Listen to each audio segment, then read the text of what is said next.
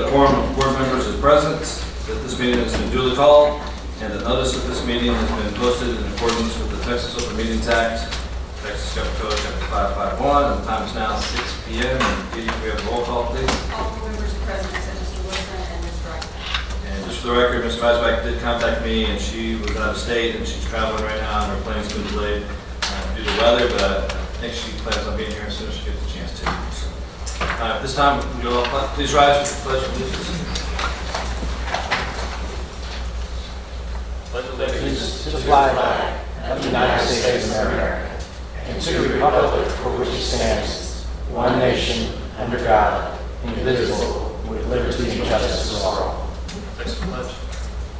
I protect this flag, and I pledge allegiance to thee, Texas, one state, under God, one and indivisible.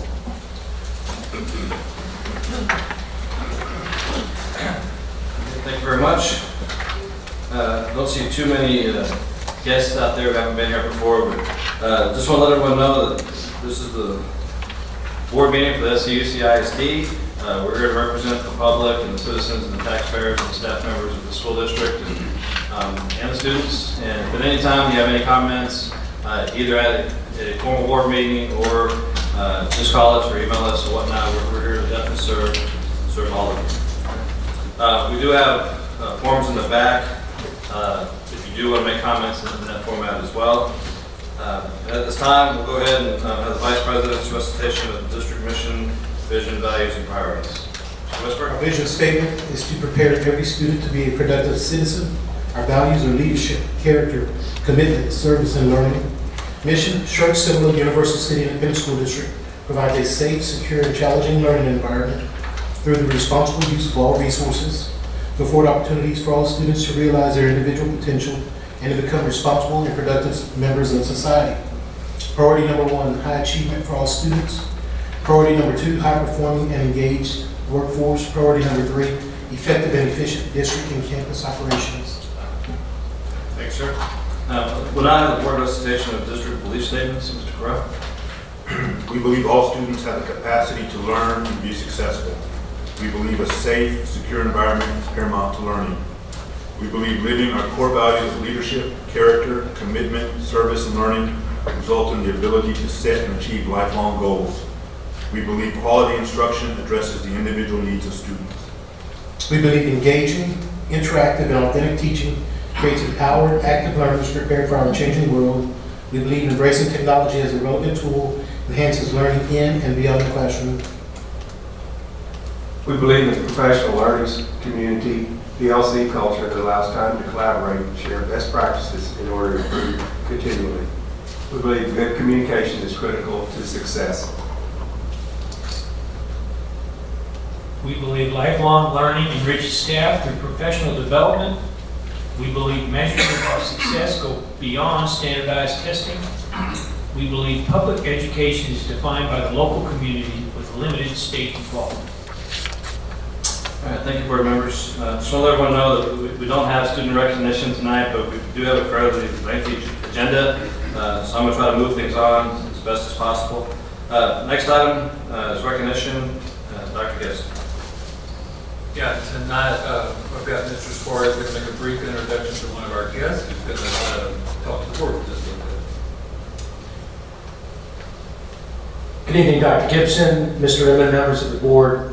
The Schertz-Cibolo-Universal City ISD Board of Trustees is one of 5 school boards to be selected as an honor school board as part of the 2016 Texas Association of School Administrators School Board Awards.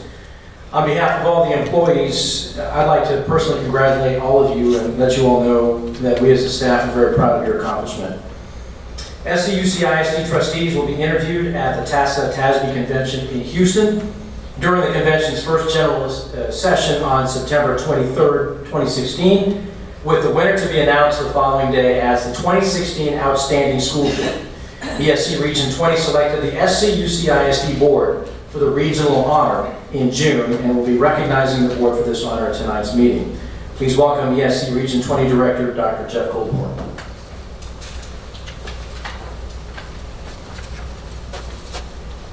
Good evening, and thank you for having me this evening to talk to you a little bit about the award that's being bestowed upon you.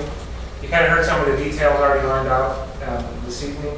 I do want you to know that the committee that makes this selection is a group of superintendents from across the region. And you had some great competition this year.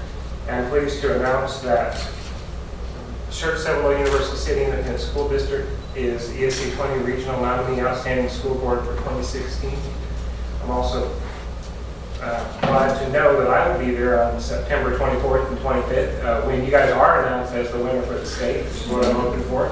As you know, I'm a proud member of this community, children in this school district, my wife's in the school district, and so I was really pleased to hear, and I had no say in the nomination, so I was really pleased to hear that you're all won. So congratulations to Dr. Gibson, the board, the cabinet, and all the members of the Schertz-Cibolo. So on behalf of ESD 20, I'd like to present this to you. Yeah, come on up and come around. We'll take a picture. Come on around.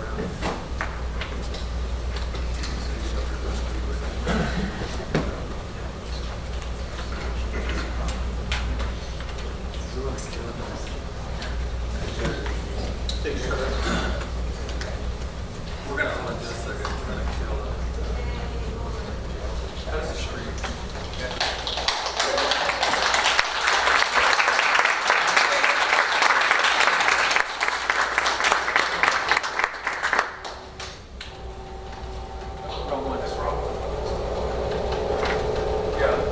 I just want to get the logo.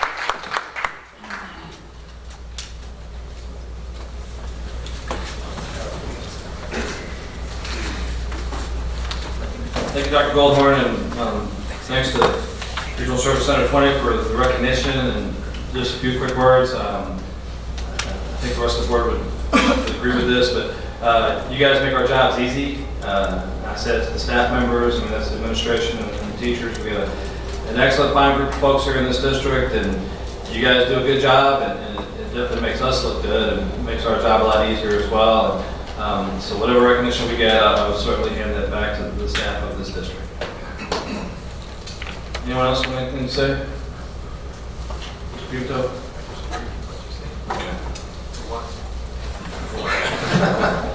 Let's write that down. So. All right. Yeah, thanks a lot, Mr. Goldhorn. All right. Next item is public comments. Just to let everyone know, we're also going to have a public forum here on the 2016 bond. So if anyone wants to speak on that, you're more than welcome to speak at that point. And we'll have that coming up here in just a few minutes. But do we have any public comments at this point?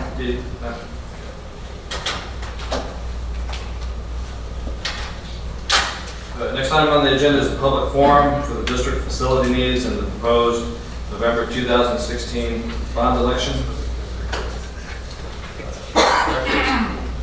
Mr. Brewski's going to take this over right away, but we've got 2 or 3 items here related to it. We've got, I think, our financial advisors and maybe bond counsel that are stuck in traffic, but they're on their way, going to walk in. We can walk you through some of those documents, of course, before they arrive. The weighing of that, I'll just turn it over to you. And I think we had agreed to not go back to the very beginning, but you did have a few comments that you wanted to make sure that we had addressed. Come on up here.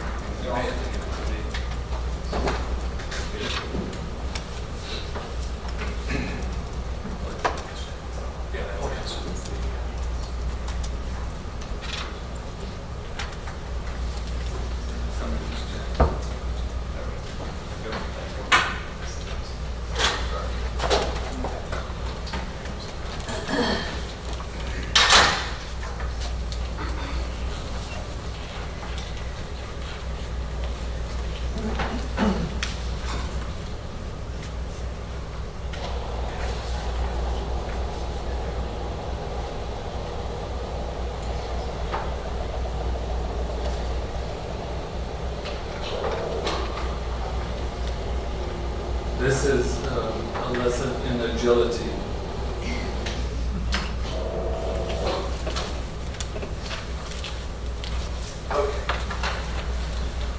Good evening. As you know, this is the hopefully last rendition of our report here on facilities, the state of the district on our facilities, and to present for the upcoming bond of 2016. What I wanted to do is kind of go through where, I guess, what I heard from this morning was a good way to put it, is where our challenges are, and then what our response to those challenges would be. As everybody knows, going through some of this, and I'm not going to read every point on here, but I wanted to kind of go down the road here to show from the beginnings that in that first bullet, as it did from our demographer, the district continues to see the third most annual new home construction among Greater San Antonio's 32 school districts. So being in an area where we are, we have seen the growth, we know the growth. 885 new homes started, 872 occupied over the past 12 months, the highest annual closing since 2010. 43% of the new construction occurring in the city of Cibolo, 34% in the city of Schertz. We have an east-west thing going on, as well as the south of 78 in Schertz among 15-18. Cibolo Valley Elementary School, the attendance zone, just that small attendance zone, seeing 30% of the district's new home closings. Okay, so where am I going with that? Well, this is it's on our website, and I wanted to just present a little bit of this, but to give an idea, there's the growth happening. Blue is planned, yellow is active, of subdivisions going in. Orange is grading is going on, so that would be the Nortex subdivision up around 35 area. To the west, down below Pascal, you can see the growth happening down there with the housing. And then 15-18 down along Corbett, and with the blue spot here along Schaefer Road being the proposed new elementary site. So just as for everybody in the audience to kind of give a glimpse of what we're dealing with the three parts of the growth happening around the district. So what does this mean for the district? Well, first off, with the cities involved, you can overlay those growth patterns and see we have Cibolo, Schertz, mostly involved in a little bit of Selma. So with the cities, along with the district, the response for us would be to look at what we can do and the strain that it's putting on our current facilities. So where are the kids? Well, there's our geocode map from Brent, our demographer. Every dot, and you can drill down on these as dots upon dots, and these dots represent our students. And you can kind of see our density from what's happening on the north end of our district, so to speak, on the west end, and then also now down along the 15-18 corridor where you can, that's enough, where you can kind of see that. So just kind of going down the road to show what's happening. So what does that mean? Well, as you know, on the bond facts page, you can kind of see our projected student growth over the next 10 years of looking at 600 to 700 new students coming in. You can see our capacities with our campuses, Clemens High School, Steele High School on down, and you can see our current enrollments using the snapshot data last year. What we are proposing then for our district and for the board to consider is the first off being a replacement project for Rose Garden Elementary School. The campus currently a 484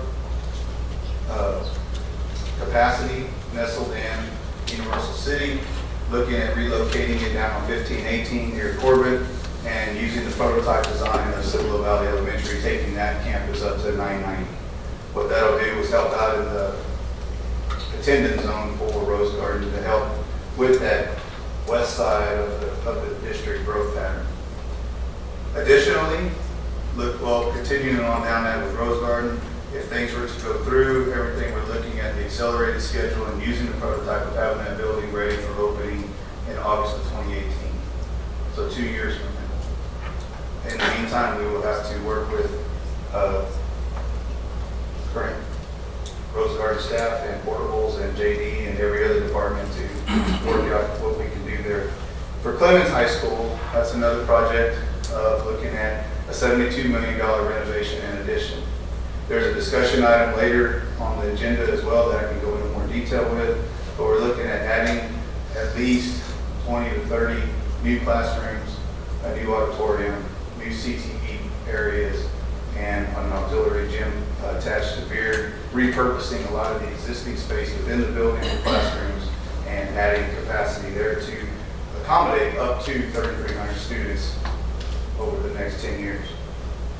Included in this is also a contingency account for unforeseen, for the whole bond, not just for any particular project, but there are unforeseen elements that do occur during construction. So with 137 final price tag, the 10 million there to help cover that. Some of those projects being the HVAC. There's 3 campuses that are on the replacement schedule. We'll be hearing about those later on tonight as well. Jordan, Wilder, and Watts. So they are on the replacement schedule, and $10 million for those 3 campuses. Technology of $5 million for continued infrastructure throughout the district as the district grows. So with the needs for our infrastructure, our routes, and servers, and any and all for that area. And then additionally, with those additional 600 to 700 students every year, that equates to more riders, more need for buses for extracurricular, special programs, everything else. So to add to the fleet, $2 million. All in, approximately, well, no, that's pretty exact, $137 million. Now, what does that mean financially? We're looking at, I need to make sure I say this one right, but for the bond, the interest and sinking rate to stay at or below the 45 cents, which is our current in-house buffer, so to speak, regarding our tax rate. One, and I'll just add, so part of Peggy's presentation last month with the budget, what we posted is actually 43 cents. And so we're using the 45 cents as a not to exceed with our community. Our effective tax rate due to the bond refinancing and some appraisal growth actually made it 43 cents. So we're actually lowering 2 cents for this coming year. So we may be able to do that next year. We don't know. We're just saying we're setting 45 cents as kind of our seed. And if we can keep it at 43, we'll keep it at 43. Or 44, but not to exceed 45. And by law, I probably should add, it could go up to 50 cents. We're setting that as, and through the interaction with our community advisory committee, to set that as a buffer, if you will, just for economic downturn. And speaking of the committees, the committee structure has seen this over the last couple of months, taking the feedback, going through a couple of different types of presentations and meetings with the committee, and it has stayed on course, and I feel confident to say they are very comfortable with what we have drawn up here tonight for you.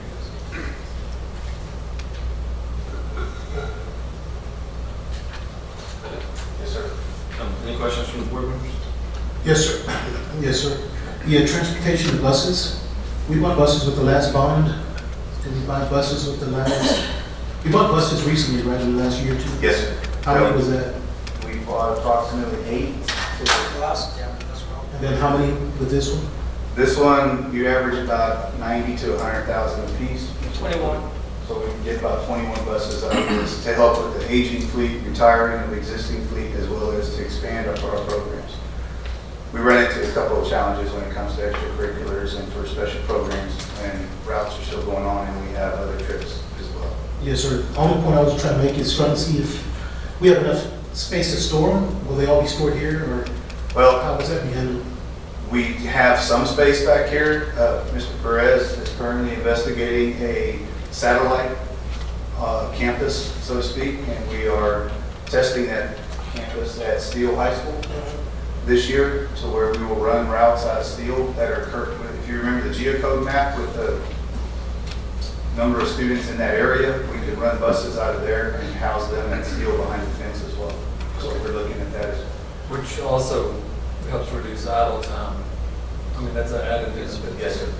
So not only does it create a little space for us to store, but all the idle time that we're getting from this location down Warfield Road at stoplights will help with that. All right. Thank you.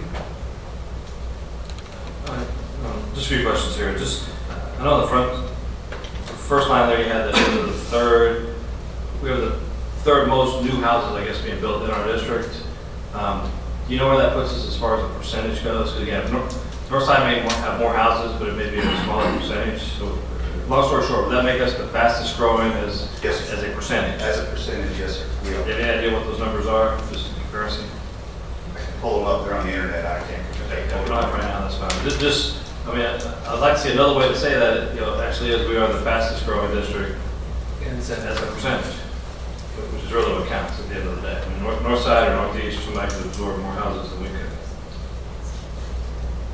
We'll just dive in there real quick if you don't mind.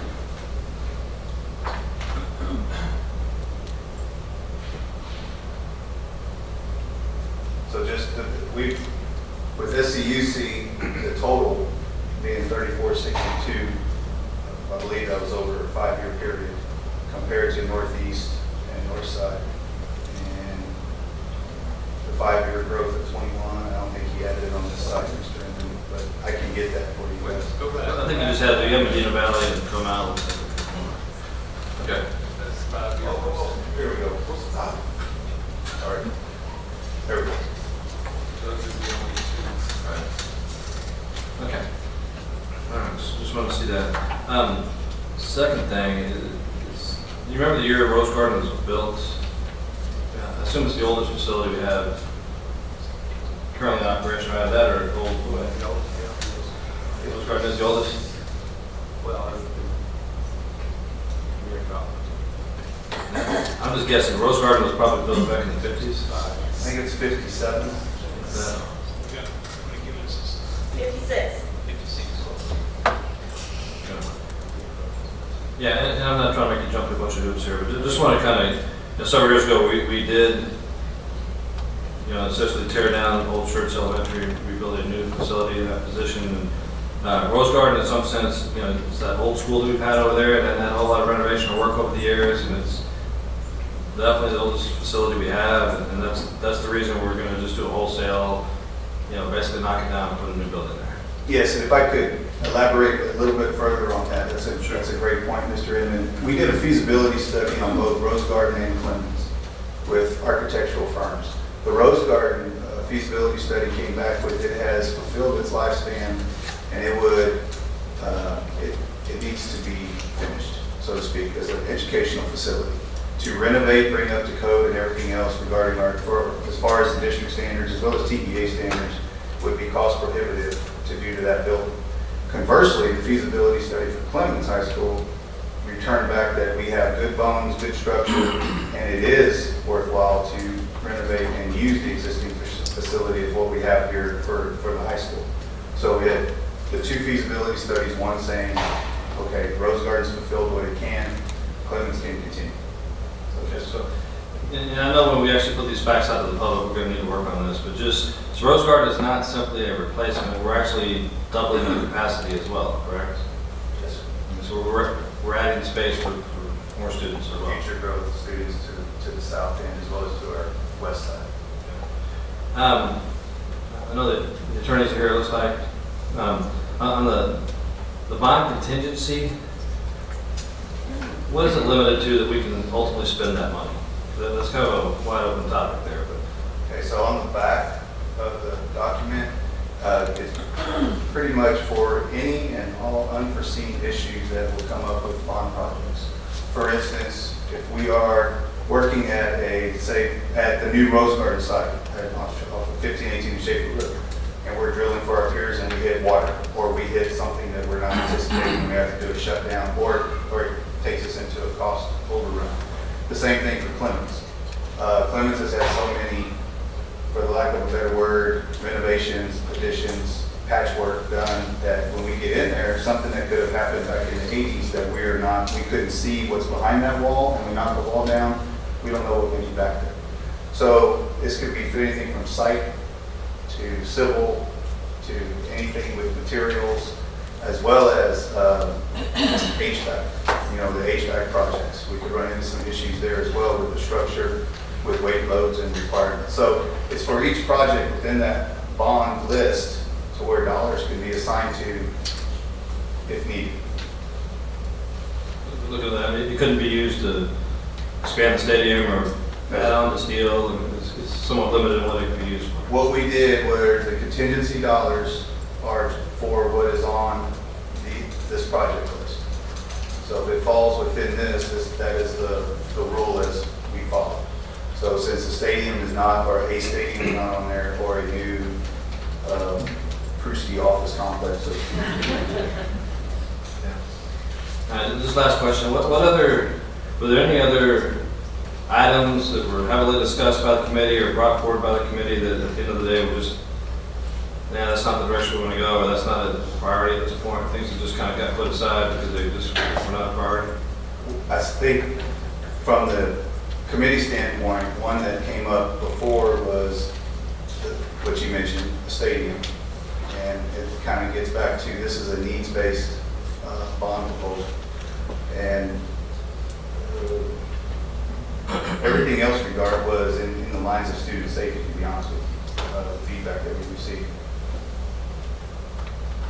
Yeah, so the stadium, I mean, so that was fully discussed, and ultimately the committee just decided that wasn't a priority at this point. It didn't really get a lot of legwork once it came up because the needs based for the students versus for a facility such as that, which is only used for 10 to 11 weeks, so to speak. Yes, I guess what I'm getting at, that whatever advocates there may have been for that, the committee as a whole did not feel it was important enough to move forward on that at this point. Yes. Thanks. Just one more, up on the comments right there, it says additional program support spaces for campus programs. Yes, sir. How did that come about? Or did that come about through the campus district improvement committee and the teachers? When you look at doing a major renovation to a high school, especially at the age of Clemens, as well as any project, kind of like what we did with Dobie as well, you should go through a programming exercise as to what that campus supports now, and if you expand the enrollment of that campus, those spaces are going to have to grow as well to a level of support that we can do. So that kind of in line with, well, let's take for instance the auditorium and some of the support spaces for the auditorium. Building the auditorium outside the envelope, we can also add some support spaces for choir, orchestra, other areas as far as including dance, going through that. So this comes out of actually sitting down, taking the campus master schedule, sitting down with the design team, with Student Academic Services, Dr. Edwards, and going through this to look at each program space as to what we can address at this time. Okay. Talking about like black box area? Yes, sir. The auditorium? Yes, sir. Things that they may have, but they're not currently up to date, that sort of thing. Yes. Instead of using a classroom for a black box, we'll actually have a black box. That's a good idea. Sorry about that. No, I was just ensuring that the teachers, faculty, and staff had input, but you seem to indicate that they did, so. Yes, I actually started with them before school got out in May and sat down and showed a rough concept with them, took some feedback from them as well. And it's kind of, the safety was a major comment. They were really concerned about the student safety during the project, because this is going to, this project, as we get into it, I'll explain it a little bit further. But they gave some input on there as well. Of course, at that time, everything was wide open, and then you start going down into prioritization of those areas. Thanks. Mr. Brisky, is there a discussion on Clemens about doing administrative pods like we have? Yes, sir. It still has. We are investigating that. We actually have drawn up a few areas like that, yes. Because I didn't know that was part of the space, the support space, that sort of thing you're talking about. Yes, sir. That along with some special needs spaces, some counseling spaces, breakout spaces, everything we want to do there as well. Okay, thank you. All right, thanks, Mr. Brisky. Dr. Gibson? Well, I think we have our guest here tonight. So Jeff Kuhn, representing Norton Rosen Fulbright, is going to talk to us a little bit about some of the documents that his firm has prepared, and you'll find those starting on page 23 in your packet and beyond, there's legal documents, if you will, related to calling a bond program. So I'm Jeff Coon with Northwest Fort Worth. My privilege and honor to be here this evening. Sorry we're a little late, but you know, in San Antonio, it's a little spitting of water out there. It just kind of changes the whole traffic flow. I would say Mr. Krusky knows more about this than I do, but I want to make a slight correction. The way if you look at the proposition, I call this the two-part process. The first part is a general purpose. So you have kind of the using anything permitted by the education code, and then you guys have said, hey, we want to give priority to these projects. I'm sure he's seeing, like I am, construction costs going up, and certainly a $10 million construction contingency will quickly go in 130, but in a perfect world, if you completed all the priority projects and had the $10 million sitting there, you could actually use the $10 million for any lawful school district purpose. That's what you do. I don't know the mechanics of the cost of the stadium, and I'm pretty sure that you wouldn't do a stadium if the best was there. But legally, if you finish all your priority projects and the $10 million is sitting there, then the $10 million could be used for any lawful school district project. Right, and so that's good. That's a legal framework. What we've done with our community advisory committee is just through their advice, tighten down the verbiage.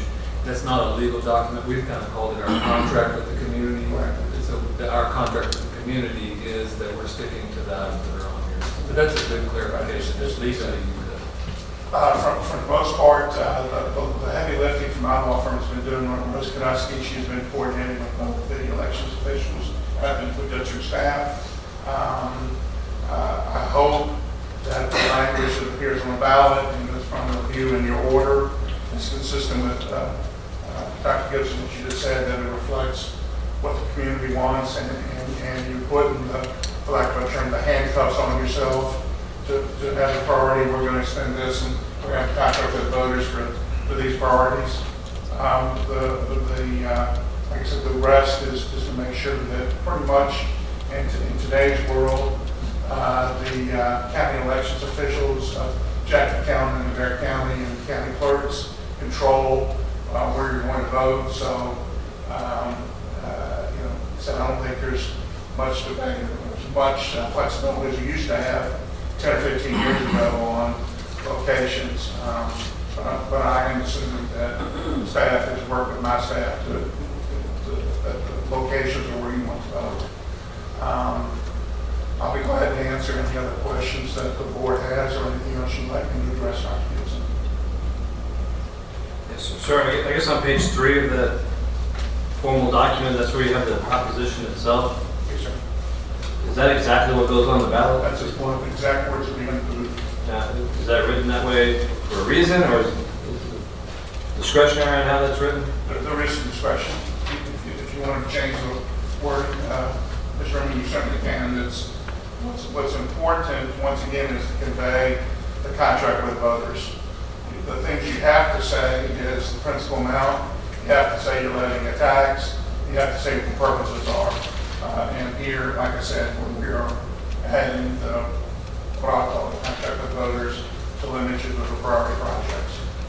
But if you want to change the sequence or that, and the other thing that as we learn, whenever you're removing facilities, the Texas Attorney General has now required that to be part of the proposition. So you have to have the language about removing the facilities and tear down the elementary school. But if you have another preference, or you want to say it, like I said, the way it's set up, once again, the beginning language is what I'll call the general purpose, straight out of the education code, right?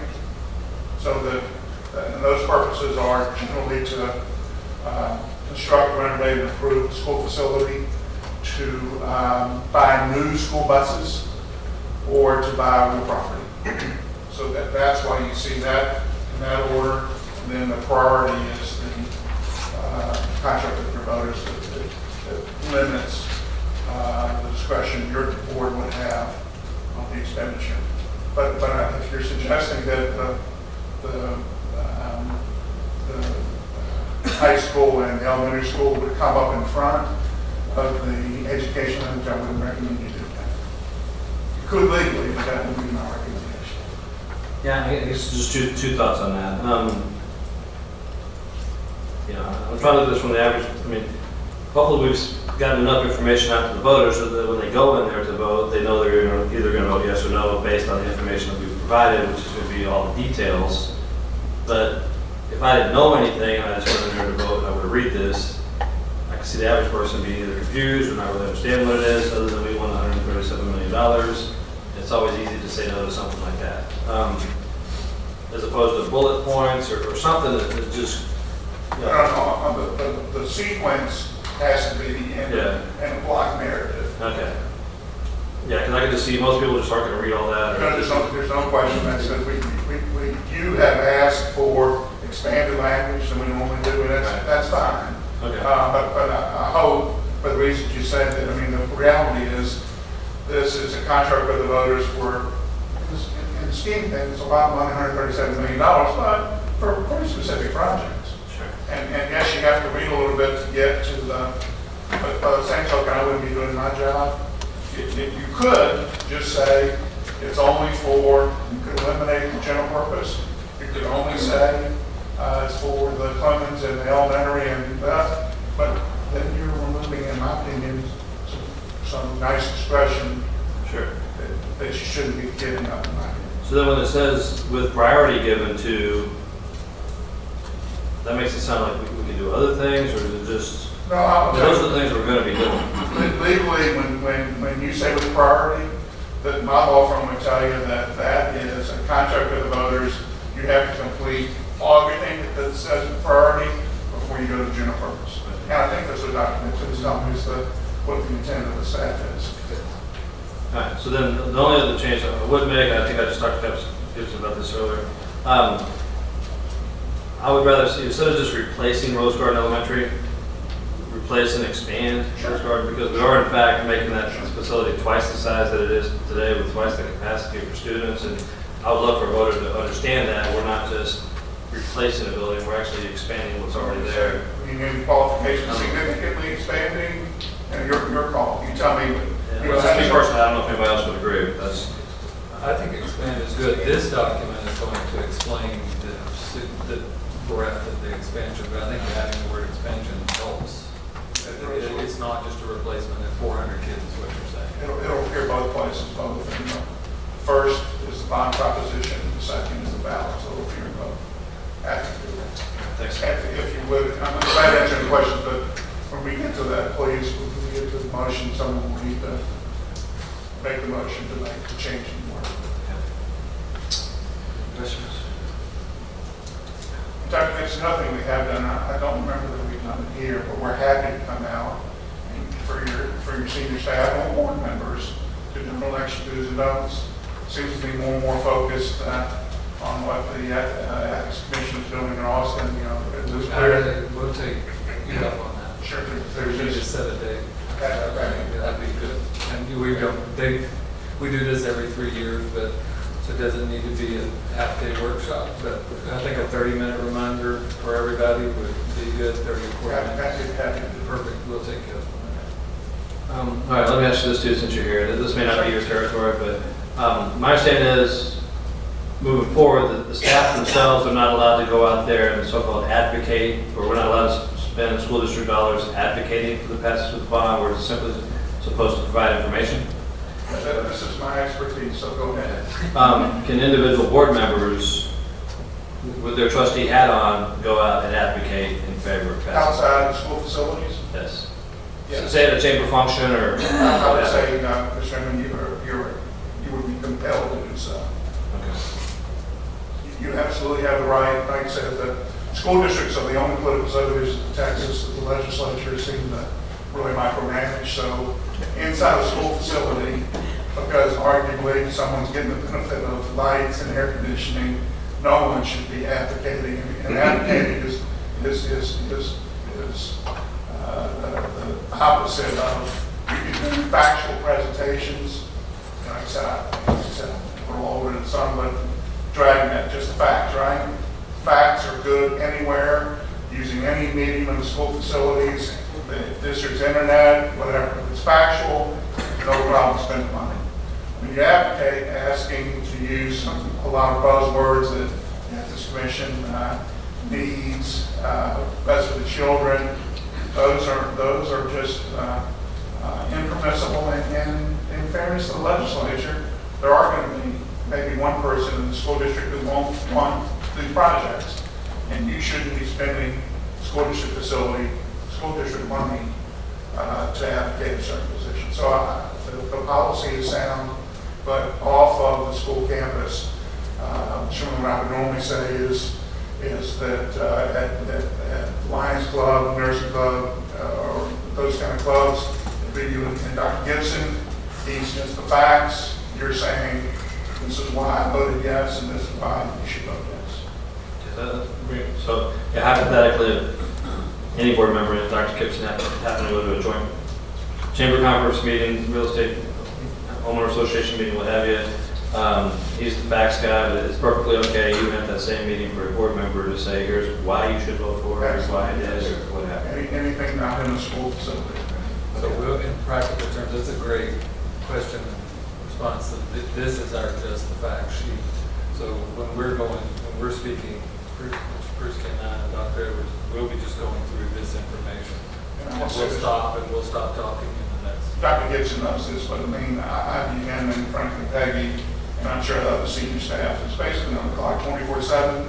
So there's never a time when he can exercise his First Amendment right. And I believe is you're getting paid 24/7, so you're always facts. But a lot of board members think they are also bound, and I would say you are bound in a school facility, but I would say you're absolutely obligated to do all the school facilities and a letter to the editor, op-ed piece, all signed letters, sign the letter, this is why we voted yes, this is why we have to have 37 days. That's all, not only legal and sensible, I would say be proven to do. And Mr. Chairman, if we may, I just noticed something. So we're going to add the word expansion. One of our last, and we're just going to do this right now. So one of our last meetings, we had decided to leave land off because we didn't feel like there was a need, and then it remained in this proposition. Now, there's two ways that we can do this. One is leave it in there and just put a box on the document to be determined, or we could put a number in there, take a number off of contingency and put it in land, right? I mean, that gets us to the same place because it would be eligible either way, or we can leave land off the proposition. Like I said, I will tell you, my experience has been normally the wild card. Like I said, land can be very controversial. Right. Very controversial, but at least what I think I read on the website is if you have excess money, you may want to look at buying land for a future site or maybe a easement or some real property interest. If you don't have that possibility, then you can't spend it for that. So I would recommend just having a proposition only add the word expansion for Rose Garden, and then we'll put land on the document. I mean, I'm okay with that. I also know that, and Mr. King may not know, it's probably what you're about to say, for this next 3 years, we feel that we have the land acquired. Actually, for the next 6 years, the next 2 bonds, right? Well, yes.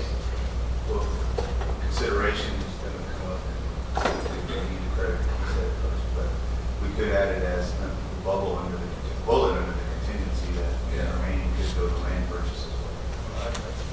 Yeah, I think the public knows we are going to continue growing, and there's no question about that. It's just a matter of when. And it's not getting any cheaper, and there's not getting any more of it, so to speak. So If a good deal came along. So if you're comfortable with the proposition language that way, then what way, and if there's JD was saying it's just under contingency, we'll just put a bullet that says land acquisition. I think the committee, didn't. Maybe potential land acquisition because That's good to say potential land. you may not have money for that. We've got a couple of committee members here. I don't think that's against anything we talked about. Is that correct? I wanted to ask about, was that part of the discussion during the Just committee? a tiny little bit. I think we've just been happy that we have the land acquired to move forward. That's the main thing. So to have it in here if a piece comes available is. I'm just concerned about throwing something in here. That's, I'm not in favor of land per se. I just don't want throw something in here at the last minute that's going to create a problem for us. I don't think it will. Two of them are sitting here. Y'all been to almost every single meeting. I don't think the land thing's going to be an issue. The land was never, each time we've gone over previous bonds, we were always, thank God that the school district had the foresight to acquire the property. That's what, it's been more of a positive. I've never heard in any of these meetings where it was negative. And I think it's a great idea, as Mr. Inman recommended, for the Rose Garden, to add that expansion to the language, because it's just not a replacement. Yeah, I just want to make sure we're as transparent. I hate to say as transparent as we can be, because that leaves it some leeway. But I want us to be transparent. You know what I'm saying? Out front, honest and open, and because there's going to be a lot of misinformation going on out there, and we don't need to be the start of it, you know. So that's the only concern I have. We just need to be, you know, when we put this stuff down, we need to know where we're headed with it, so we can tell people and look them in the eye and be honest with them. That's you know, I think that's what we've done in the past with our bond issues, and that's why they passed. And this is what we now see. Many around here that haven't passed because that's not happening, but anyway. So that's true. I have no problem with the land. I would recommend that just, and you think replacing / expansion, and or replacing and expansion, replacing. I wrote down replacing and expanding. Replacing and expanding.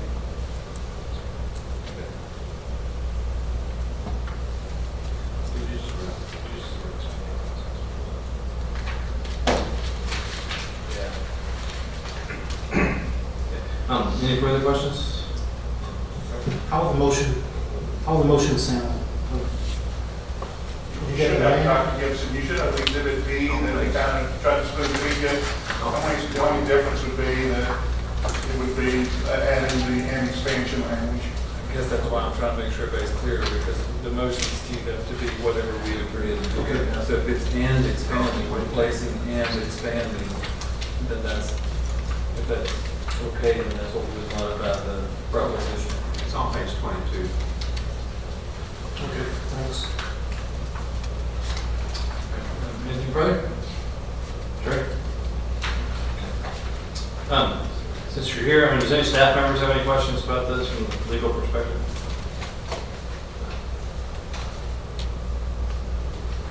Say this, I'd be remiss if I didn't congratulate all y'all and all the awards coming down the road. I hope they just continue and you win them all, especially you, Dr. Gibson. That'd be fantastic.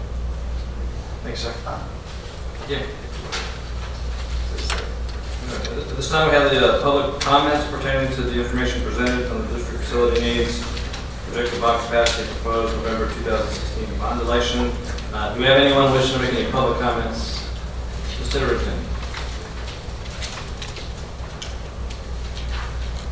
Good evening, gentlemen. Maggie Titterington. I'm one of the members of the Community Advisory Committee. I want to thank Wayne.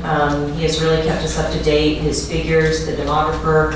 I know that I'm probably expressing on behalf of the rest of the group that we really feel well informed about this bond issue. We're in agreement with this bond issue. We think it's really going to be a good thing for our community and the kids and everybody coming in. I mean, if you go down 1518, Crossvine and Willow Creek, everything, there's just explosions of housing. And when every time Wayne puts the map up with all the little concentration of the yellow dots up in the upper area, and I keep thinking it's going to start coming down here too. And if we're proactive like we're being, it's going to take care of that. Wanted to go back and just address, the stadium was lightly addressed in one of our past meetings, and one of the ladies that was present there, after we were lightly discussing it, said, you know, if I have to choose between my child having a classroom and being taught what they need to know, or sitting in a stadium for 3 months, I'll always choose the classroom. So I'm not saying that the stadium isn't something that in the future I'm sure Steele would like to have, but right now the consensus of the committee seems to, that is not our top priority. Again, is it a want or a need? And right now we need classrooms, we need space. Also, the support spaces, I'm hoping that's also going to cover. And I believe you said, Wayne, the CTE classes, that there was going to be some adjustments with that. Of course, you know, I'm a little partial to DECA in particular, and their classroom and adjustments. Suggestion, and I think we talked about this, public forums. Dr. Gibson, will we be having those? Probably, including the campuses, which will let anyone from the public come to probably 20 or 25. And we'll have 6 out in the public at different locations.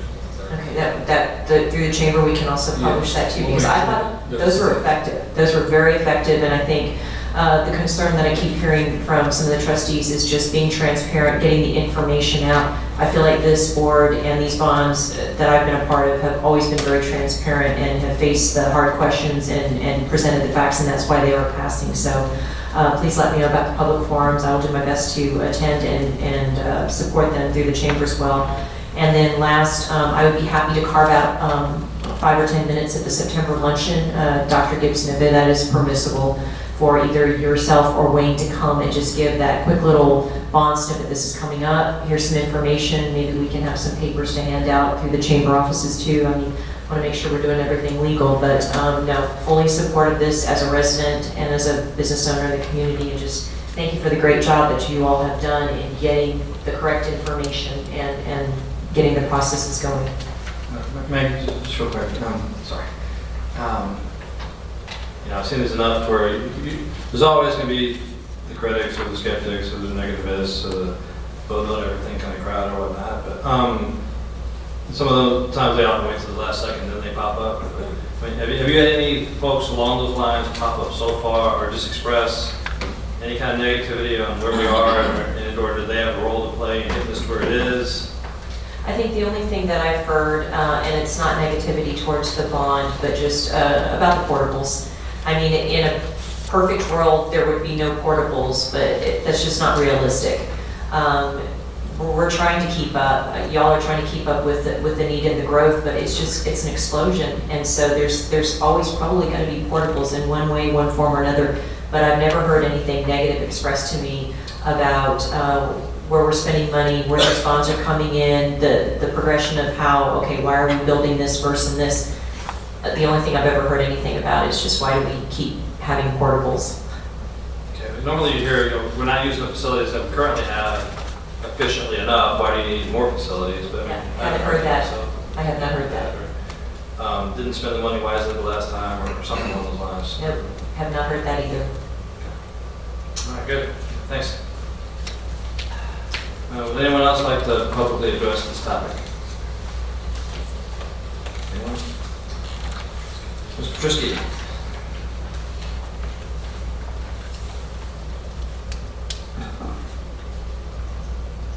Thank you, Dr. Gibson, school board members. Just want to reiterate what Ms. Tedrington said. I've been here since 1987 and have participated in the bonds since I moved here to the community. And one thing that's been very positive has been the transparency, doing the best you can, especially in the more recent, since 2006, more word going out to the community. The attorney used the words, what is it? You don't want to be handcuffed to certain language. I prefer to use the terms, this is your word. You're not handcuffed. You're not being handcuffed.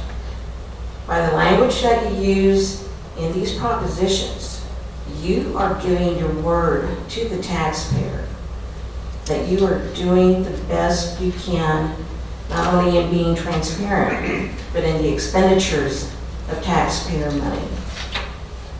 And with that word comes a sense of integrity. So keep those two things in mind. You have kept them in mind, and that's why we have been successful. We have a fabulous finance department, and with the help of Mr. Westerman over the years, we brag about the demographer. Well, Mr. Westerman also deserves a lot of credit in reining in what we could actually afford, given the kind of debt that we have incurred in the past. And that's enabled us to keep a high credit rating. We do the best we can. You have done, as a board, the best you can. I think the honor, Region 20 and going for the state, it's well-deserved. You work very hard, do the best you can. You have jobs, careers outside of your school board responsibilities, but you are also members of the community. And so, like I said, in your propositions, you're giving your word and your sense of integrity, and that's why we are successful.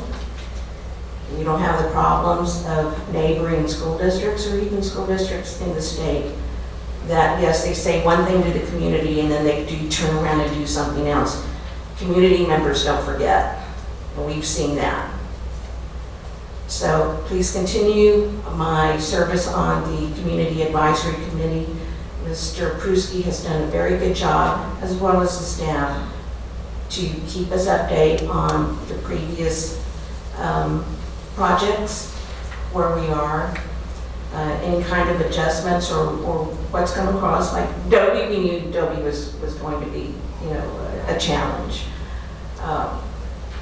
But just putting the word out there, meeting out in public in various venues, and putting it in language like Mr. Inman said, to where the community understands that they don't want to shift into all of this legalese and whatever. It's just bottom line, where is our money going and how does it benefit the kids in our community? Thank you for your time. One question, Mr. Trisky. Yeah, I know you've been involved in the district for years and previous bond elections, and certainly appreciate your honesty and being straightforward with us over the years. I know a lot of districts, the board kind of does a top-down approach to these bonds, that the board comes up with the bond package and then puts it down on top of the citizens in some sense. We try to do it this way with no, it needs to flow up to us from the citizens first, coming back towards us. And since you've been on this committee, do you feel like that's been the case in this instance? Has been a citizen-created bond package, or to what extent has the staff been involved in driving it, or the board? Well, I would like to see more parent participation, more parent involvement in the committees. They have been. There is the sense of, since the information has been put out there, that it's already been decided for them. But as a former administrator, I also see it this way. Your information does come from administration, your data gathering and everything, but you also do have to have that opportunity for people to say what they want to say. It's like, I'd like to see this, I'd like to have more input, more say-so. There was with Clemens, Mr. Pruski did say the teachers were involved. My husband said it was very in-depth. From the departments, the principal made sure that information was given to central office. They had, they were upfront and honest too, what they would like to see, especially equitable facilities in the district to be comparable to, the other sister high school. I would like to see, again, more parent involvement. I think public forums, this is great, but again, it's embedded in a school board meeting. I think perhaps it may have been additionally effective, or possibly if we would have had public forums outside of the, instead of before the school meeting, because meet people where they are out there, that are, in their own turf, homeowners association, before, we're going to be having those meetings now after the fact, but before it's like, okay, what would you like to see? But Dr. Gibson, the staff, the parents that did show up at the CAC meetings, they were always treated very courteously, professionally, and some of this information that was provided was like, oh, okay, I see now. And you see the transition from what we did in 2013. You know, this was our plan, 2013. We have needed a bond even, you know, prior years instead of every 3 years. But that's all we could afford based on the kind of debt that the school district incurs and still maintain the credit rating. Because anybody that handles their own home budget, they understand you put yourself at risk if you spend more than you can actually afford or to afford to pay back. But like I said, I think it would be more useful to have public forums outside the venue of school board meeting. And I've talked to people, and it's like, go up to these people. They're part of your community. They live there. They'll listen to you. Just get up and speak. But some people see it very intimidating. Well, that's a good point. And Maggie, while Dr. Petruski's bringing that up, when we send those dates to you, and I know it's not exactly what she's talking about, but maybe as part of that moving forward, when you list the public forum dates, if you would be sure to include that we will go to any HOA meeting, or we will go to any. And Dr. Gibson has. We have our HOA, we're in a subdivision. We have invited staff from the school district, and they have, and we have a good crowd. And Dr. Gibson has always stayed from the beginning to the end, even the meeting after the meetings for more clarification. Sometimes they're entertaining. But our community, our subdivision, we get out and vote.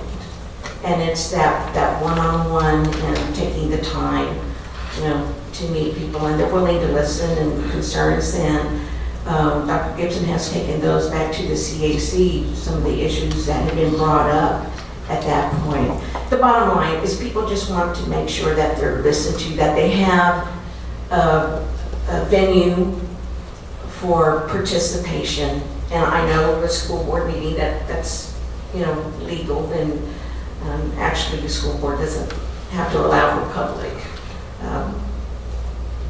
response or participation at that point. Legally they don't have to, but you would be remiss not to have input, especially from people that are whose taxpayer money runs their campuses and pays for everything. Just the idea, they just want to have a say-so, and somebody willing to listen up. Thank you. Any further questions or comments from the board? Anything else? You guys mind if I make a motion? This time I move that the Board of Trustees adopt an order calling a bond election to be held by the Schertz-Cibolo-Universal City Independent School District this November 2016. That order is contained on pages 23 through 28 of your board agenda to include the exhibits, with one modification, in that the propositions, I'm not going to read the whole thing, but the propositions will now include with priority given to replacing and expanding Rose Garden Elementary School. Second. We have a motion and a second. All those in favor, raise your right hand. Any opposed, same sign. Motion passes unanimously. Do they need to sign that? Didn't really get a chance to do it right now. They have a recess on the agenda if you want. You want to do it now? I do, thanks. Let's do one more item, and then we'll take a break, and then you guys want to get the paperwork together. At this time, we have a report on board advocacy, trustee visibility and commitment within the district, community, and with other governmental entities. And at this point, board members just have an opportunity to share with the staff and the public what events, if any, they've been attending over the past month, and anything that you'd like to share with your fellow board members. So, John, anything? Great speakers at the New Braunfels Chamber of Commerce for the teachers. I think we presented ourselves. How many teachers? 4 or 5? Several teachers were receiving awards, so it was a great presentation. Thanks. Yeah. I really haven't done anything. I just want to step back for this last item, and I want to thank folks over here who are involved in putting all this together. Really appreciate y'all's work. I also want to thank Irene and Maggie for coming up tonight and speaking. We do respect and we do need your input, so I appreciate that as well. Thank you. But anyway, thanks Wayne and Peggy and guys. Appreciate y'all putting all this together for us, and can't do anything without the West Wing, so thank you very much. Appreciate it. Thanks, Dave. Sure. I continue to go to all the chamber meetings that I can get to, and I want to highlight that at the chamber meeting today, Ray Chavez, the president of the San Antonio Manufacturing Association, called out Schertz-Cibolo-Universal City ISD on its career and technical education department, how good it is and how valuable it is for their effort. He highlighted that there are nearly 50,000 people that work in manufacturing in the San Antonio area. 80 some odd % of that is less than 50 per business. So they're all small businesses and they're all small manufacturing businesses. And he highlighted that our CTE department is leading the charge.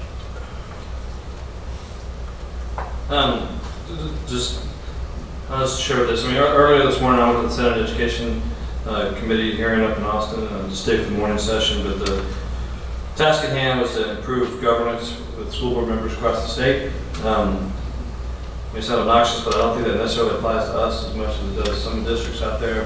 But the primary topics they brought up were just how do you deal with some of these districts that are having a really, really hard time? And not to name some of them here in the area, but we know who they are. And the Commissioner of Education just talked about trying to expand the opportunity for the Commissioner to step in, to have an appointed board of managers, and just other things that they can do to help take care of what we call the bottom 5% of your school districts out there. And there were some positive comments made about school boards, believe it or not, and how a school board truly is vital to the overall success or possibly failure of a school district. And what we do up here does matter to the ultimate goal of student achievement. So they all recognize that. I think they're all going to try to seek ways and improve the performance of school boards. One brand new senator, that was kind of funny, he's going to propose term limits for board members. So I don't know what you guys think about that. Some of us have been gone a long time ago, which may not be a bad thing. No one is going to propose school board member pay, so don't worry about that, if you're concerned about that. But really, I didn't hear any truly unique ideas or anything that's going to truly change the way we do business. But I think they're having a hard time with those bottom 5% districts out there that are really struggling. And what exactly is the state's role in getting in there to try to help those folks, even at times when they don't want the help? So that was more or less what they discussed this morning. So that's it for me. Anything else? Anyone else? I can get you anything. Amy has built a platform. We'll send out an email, but to make it easier for trustees to log in your activities using our new Office 365 platform. I think you go to the OneNote so that you'll be able just to go in and log in on your own, and then it'll be queued up so that it'll be here easily available as a meeting. Okay. We'll send out some information on board update.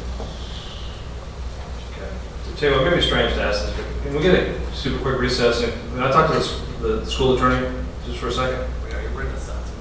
Yeah, I need a quick legal question for you, okay? Yes, sir. Okay, sure.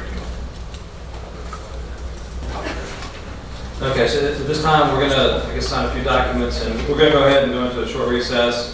Time is now 7:10. Board's gonna reconvene at 7:20, and this is also an opportunity for the board members to meet members of the public that happen to be here tonight. Okay, it's now 7:32. The board is back in session. Just want to let everybody know, for the sake of transparency, that Mr. Eisbeck, one of our trustees, walked in just after we took the vote on the bond, and I asked legal counsel if it would be appropriate or legally appropriate for us to redo that vote so that she would have an opportunity to have her vote and say on that topic. He said that it would be appropriate. So at this time, I'm basically going to just do the motion over again and have a second vote on the bond election.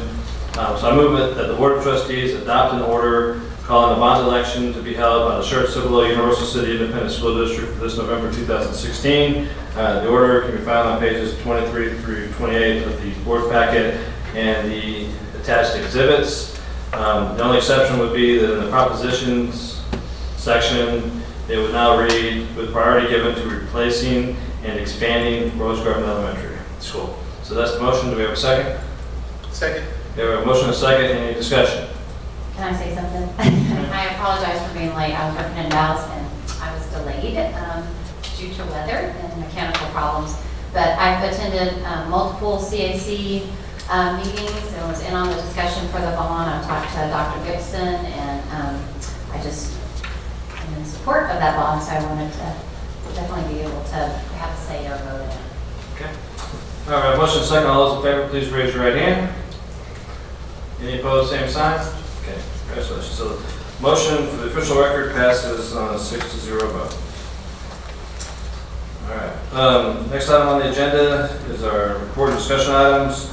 First one is report on the August 2016 construction update. Mr. Bruschi. Mr. Chairman, while Mr. Bruschi is making his way to the podium, we, of course, me as an executive cabinet run through the agenda. There are multiple items on here tonight. We want to make sure there's plenty of time for the discussion that we just had. So what we just, you have our assurance that we're ready to go very succinctly through these. We're not going to skip information, but we are going to go to succinctly. Having said that, please stop us if you have any questions, and just feel free to just jump in. Otherwise, we're going to go at a pretty good clip. I think there's around 18 discussion items, 17 discussion items. Okay, everyone okay with that? Yes, sir. All right, press on. Okay, this evening we have August construction update, and as we did last month, we're just going to focus on the active projects that are going on. The first page showing, just as a review of what we have accomplished with Bond 2013, Cibolo Valley Elementary School, the Steele High School addition and renovations. We completed number 4, the beer gym HVAC replacement, the campus entry improvements, which were both, some of those fell into the Bond, the elementary side, and then the capital on the Clemens side, and then the stadium improvements with the track and with the press box, also a capital improvement project. So going forward into there, that leads us into Dobie Junior High. We are in the final push. The classroom, I guess starting from the big rocks, and I'll just go from there. The big rocks are to have the locker room and the classrooms coming online any day now. We're hoping to have teachers in their classrooms by Thursday, Friday at the latest, moving in and then having their time to be ready for the first day of school on Monday. We're pushing through as fast as we can. The kitchen is ready to go. And then the final piece of that would then be the admin renovation component, and that one coming through after school starts. So where we are, current status, final paint and cleaning ongoing, floor installation going on, millwork installations. These are those final pieces of moving through.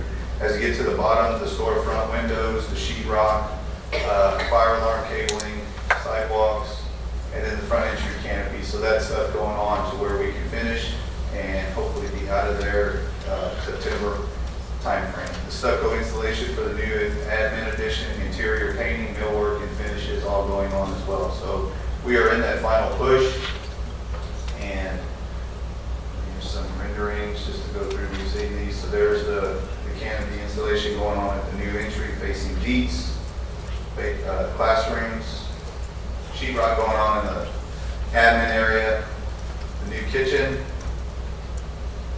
locker room entry by the football, across from the football field, canopy and bus loop along that same side. So a quick recap of the schedule, looking at the locker room addition, 8 classrooms, art rooms, and serving lines coming in that August. September having the new admin area, another art room, and a computer lab upstairs along that second story admin section coming in September, and closing it out and being done hopefully totally in October. So that's Dobie. So the end is near. Wilder Intermediate, we finished the wing a while back, and then now we've added a parking lot in the back to help alleviate the parking with the additional staff for that area towards the back of the school. This project is complete. We're finished there. A few little side things to do there to finish out. This is kind of a mock-up of what the parking lot was drawn as. And then as we go through, you can kind of see there's the fire lane and the parking spaces on both sides. The new wing is the wing to the left there. So again, this project, for all intents and purposes, is complete. And then we have the reports that are in your financials as well. This is just as a touch base here. We have the 2006 bond is in your financials, and just to touch on that, this is a reimbursement for the Corbett lift station for selling the sewer capacities to the city of Schertz, as well as to the developers down in that area. So part of that agreement from years ago, from the 06 bond, we are receiving funds now back, and projects that can be done with those bond funds are tied to the 2006 bond projects. And what you see there are some areas that we are moving forward through as a district for the clinic roof at the Schertz Elementary, working on access control for slaughter as well as for Corbett. So just to touch base on those. There'll be more of that coming up later on as we proceed forward on those projects. Any questions? It's a quick August one. We're hoping to close up 2013 bond October timeframe.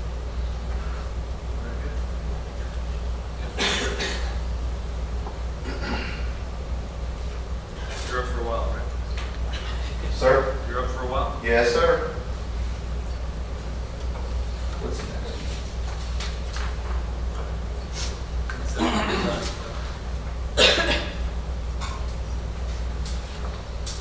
So then, also then on the next piece here is for the conceptual design for Clemens, proposed project for the 2016 bond. We talked about it a little bit. This is a formal step of a discussion item. I think we shared this with you the month past, as well as through some updates. And just wanted to touch base as to where the design team is going so far and what we are moving forward to. I'm just going to go to the site plans and conceptual to kind of give an idea of what we are talking about. Excuse me. There we go.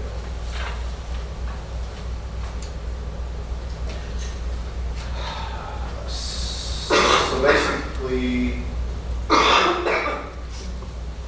what we kind of alluded to in the past, as well as what I talked about a little bit earlier in an earlier presentation, the area in blue is the new area for the, okay, I'm done with that.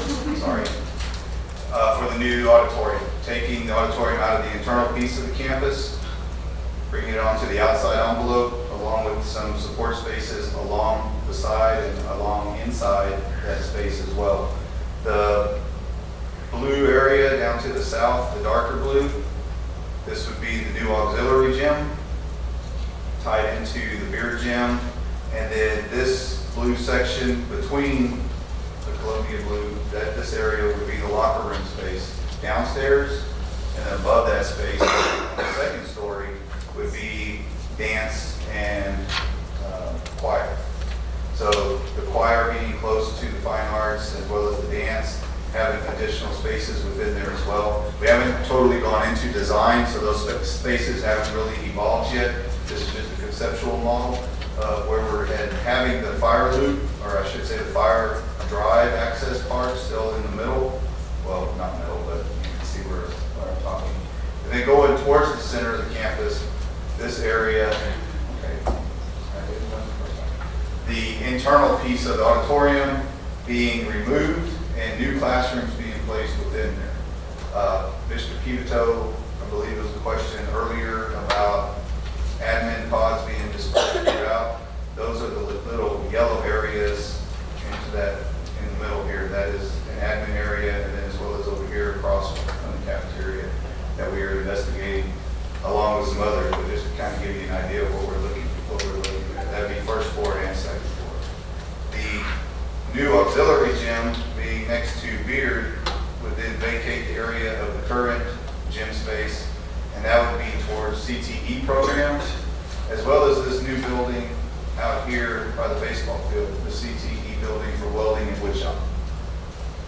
Taking those classes away from, or outside the building envelope to have increased efficiencies as well as for air quality and not having those fumes tied into the building as well was a good addition here. So as you can see, there's a CTE addition on the outside.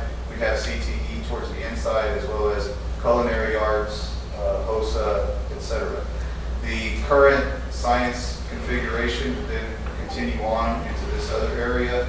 And then we reconfigure the current admin in the front for other support spaces for special needs, any other counseling component and other special programs. And then the front envelope is actually extended outwardly, and you have the new admin component towards kind of overtaking that canopy area and then a little further more. So it kind of ties into the concept plan for what we're looking at. So the auditorium coming out of the building envelope, repurposing the interior for classrooms, CTE being demolished to make room for that auditorium and for the auxiliary gym, as well as the new locker rooms, and then having the CTE on the backside. So we're kind of tying everything together. You'll have CTE towards Buffalo Drive and then tying into the middle, the auditorium and those performing arts into this area, and then the gym, admin, and then classroom space. Also looking at this as an improved design for student circulation. Currently we have some corridor issues, and as you can see here, we would have an entry off of the parking lot into this area where you can go left for the athletics, or you can go right for the performing or fine arts. And then you can also have a crosswalk here. This could be either elevated or not. We're still working on that part of the design. So you have an open air or an enclosed air that ties in. So you have this envelope and you have a continuation throughout the building here and in the main spine as well. I'll stop there if you have any questions regarding the concept. Mr. Persky, what the auditorium area, is that going to be, I know the auditorium's enclosed, but is that going to be out a separate area, a separate building? Yes, sir. So they'll be attached or detached from the main building, but there will be, I'm concerned about, students getting there, inclement weather and that sort of thing as far as. We are looking at, and thank you very much, because that's one of the pieces we're looking at too, is off the backside of the band area, there's the band exit doors by the office spaces, as well as down the ramp here, and we're looking at trying to traverse this into an area or have the students simply cross into here to where it's a quick walk. We have to leave this fire lane open to allow for the fire apparatus, the trucks and whatnot to go through there, so it's kind of hard to connect them on that ground level at that point. I know there's times where they have to get out to go to buildings and they won't be out, but I think if we can alleviate as much of that as possible, that would be good. I understand you have to have the fire lanes and all that stuff, so anyway, just a thought, I didn't know. Thank you. Everybody good? I have one more question. I wasn't here last month, but on that front part, I know that parking lot where in front of the English, well, I think where the English portables are right now, that is going to extend further now, that parking lot that's there. Yes, I'm sorry, I did forget about that. No, that's fine. And I know we'll have to have portables while this is going on too, obviously. Well, yes, we will be utilizing the portable space that currently exists, as well as adding more for the flexibility and moving the students for safety purposes. The idea behind the whole thing is the portables will then go away, and then this gray area would be an increased parking lot as well. Okay. Thank you. Anything further? No, thanks, Mike. Rose Garden conceptual design.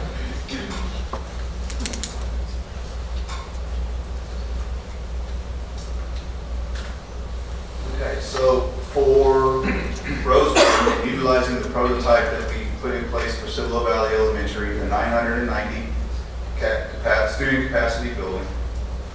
We had to do a little site adaptation for the Schaefer Road site.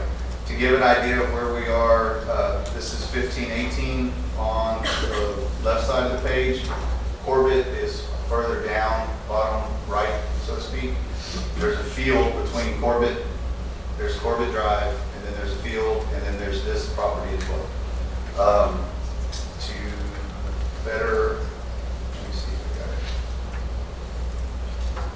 So here's Corbett's football field. This is Corbett Drive going to the back of Rhine Valley. Here is one part of that field, and then the green space is ours, the district's. And this is Schaefer Road up in the northeast corner. So we are looking at placing the Rose Garden replacement campus on the green section. So going back to that, as far as conceptual, utilizing the prototype, there's not much change other than site adaptation. So I wanted to give a quick overview as to where we are regarding the Rose Garden replacement. We are currently further along in the design because we've already designed Cibolo Valley. So we're kind of putting it onto this site and then moving some pieces around. One of the pieces are the gyms at Cibolo Valley are to the right side and the cafeteria is to the left. We flipped that to have the spaces along this side. Parents, let's just start from the beginning. The parent entry is down on the south end of the property. They would come in, use the queuing to come around, do the drop off, and then out they go. So they are basically on the bottom part of the plan. The top part is the bus loop. This will be bus drop off only with teacher parking, and then exit out to 1518. We do not have access at this time to Schaefer Road. We are investigating other methods or other avenues of trying to maybe get that. But for all intents and purposes, it's still the 2-story building, pre-K to 4, pre-K and kindergarten, 1-story, and then the other classes being 1st and 2nd grade downstairs, 3rd and 4th grade upstairs. So this would be the single story with the playground, the discovery zone, and then your classroom for the campus. So what I wanted to do today is to inform the board of the conceptual plan of what we're working forward with LPA as well as with staff, and entertain any questions regarding this part moving forward. Anything? All right, thanks, Wayne. HVAC design for Wilder Intermediate, Watch Elementary, and Jordan Intermediate. That's you or JD? This will be Mr. JD Mosley.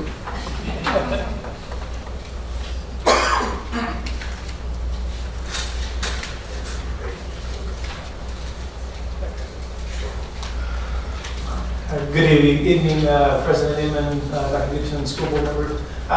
So looking at the HVAC replacement, you can see the 3 campuses. We kind of talked about this in the bond information sheet. In 2015, we did a HVAC assessment for all of the HVAC systems within the school district to help us for future planning, make sure that we're making good decisions on which systems need to be replaced first, trying to stay ahead of those as far as mechanical and making sure that we're providing a good environment for our students and staff. So we're looking at Watts, Wilder, and Jordan. The exceptions to these campuses are the gymnasiums. Some of you may remember back in the 2006 bond, we did replace or add air conditioning to the gymnasiums at that time. Those projects were completed in 2009, so those will not be a part of this, as well as the brand new Wilder wing will not be a part of these replacements. Kind of an overview of these 3 projects. You're looking at a floor plan of Watts. I'm going to show one tonight because these 3 campuses are really, mechanically speaking, they're basically 3 of the same. Watts, Wilder, and Jordan have the same kind of equipment in each campus, so the process of replacing them is going to be very similar. What you're looking at, big parts of the project are going to be replacing the indoor air handling units with new ones, replacing existing outdoor condensing units with new ones. The control systems will go on those HVAC units, as well as moving the personnel access. Currently, we have to access HVAC units from inside the classroom, which means if we have a problem, we have a ladder in the classroom, and it's not really ideal for our learning environment. So that will be moved to our corridors, as well as new access for the equipment itself. So just looking at the drawings, the hatched area in the middle is identifying where those mezzanine areas are. So you think of mezzanine is kind of like your attic, just like at some of our houses. We've got part of our air conditioning up in the attic, part of it's outside. So that's kind of the same thing we're looking at here, just at a lot larger scale. Of course, you got the outside condensing units that are on the outside of the building. And so, again, my drawing's not nearly as fancy as all of Mr. Pruski's, but you know, this is HVAC replacement. I think in the board packet there is a priority ranking of how our plan looks and where we need to do the replacements first. Again, we took into consideration here mechanical needs, indoor air quality, student impact at these facilities, so you can kind of look at those things. And just hypothetically, if the city bond does not pass, then what? The needs are the needs. And so if the bond didn't pass, then those three campuses are still our highest needs, and when funding would become available, then we would have to proceed along those lines. So, you know, this is the assessment was done of when we have funding, those are going to be the first needs we have. Well, it's funny, I was kind of thinking similarly.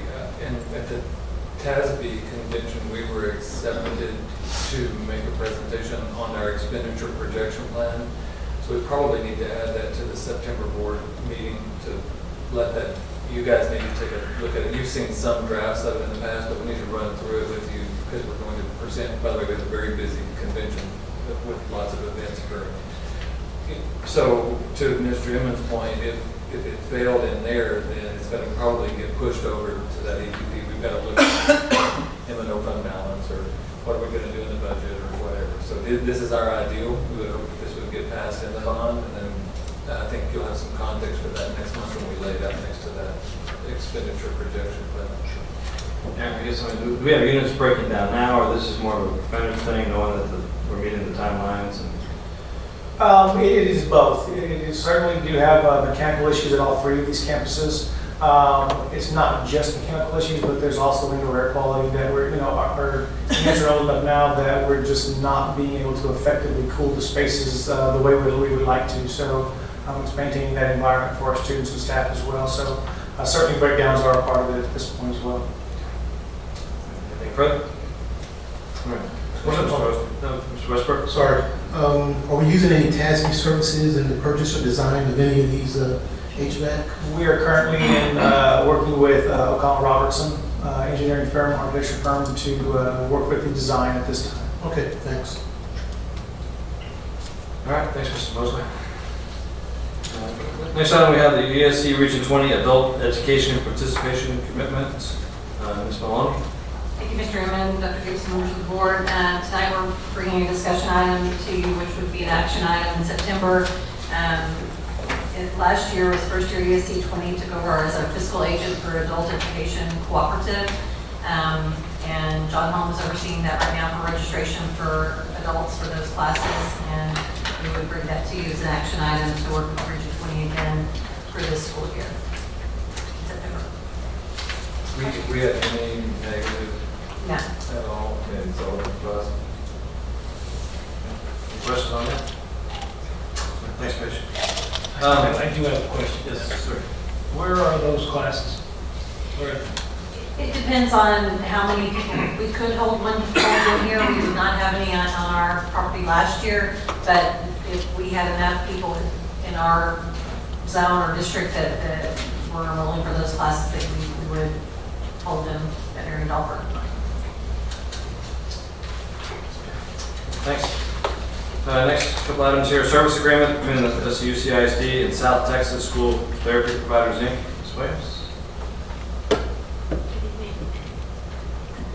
Good evening, President Inman, Mr. Dr. Gibson, and members of the board. I have several agreements here for your consideration. These are all discussion items with action considered for next month.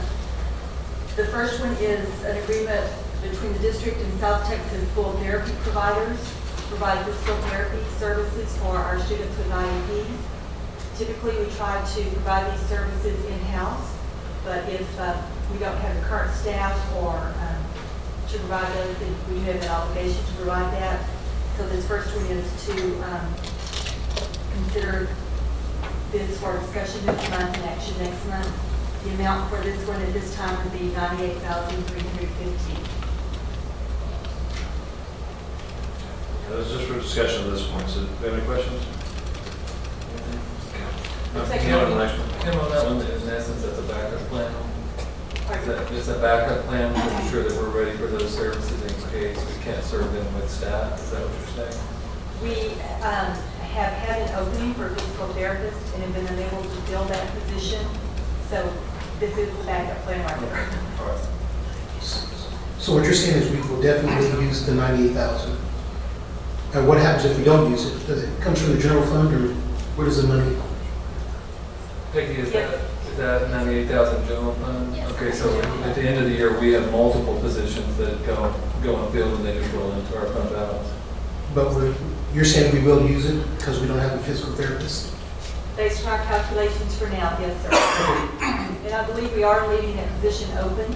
And if a suitable candidate is found, we definitely would make that hire and not have as much money needed for contracted service. Right, but then now we're spending it on a salary, so it's still, okay, so we're still going to spend approximately that amount of money by the end of the year. No matter what, Yeah. okay, thank you. The second one is for speech specialist at San Antonio. Again, very similar situation to meet needs for our students related to speech services. We've been in affiliation with them since 2010, and the amount this time would be $80,000 for those services.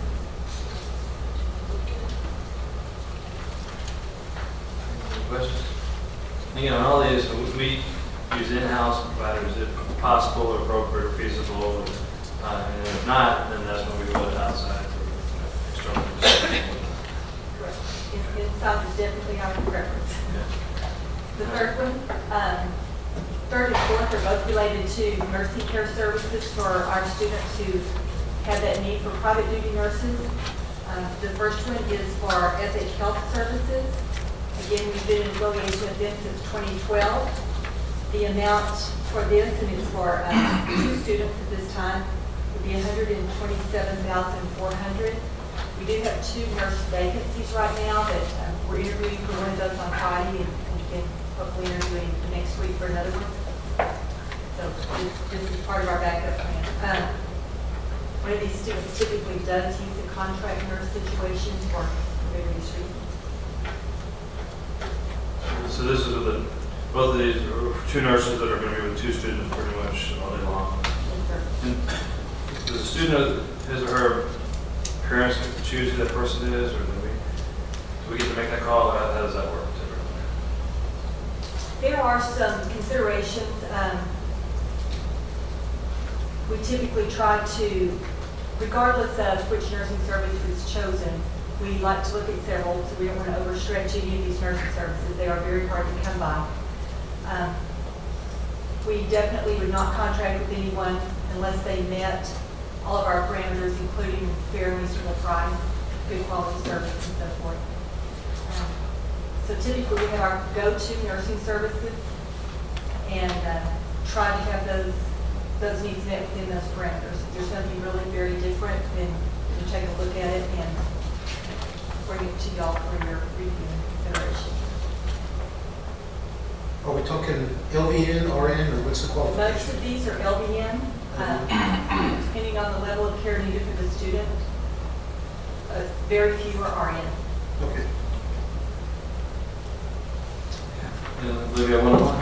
Yes, the last one is with a new service for us that they have been around the San Antonio and Corpus area for a while. It is called Access Quality Therapy Services. And again, it is for private duty nursing care.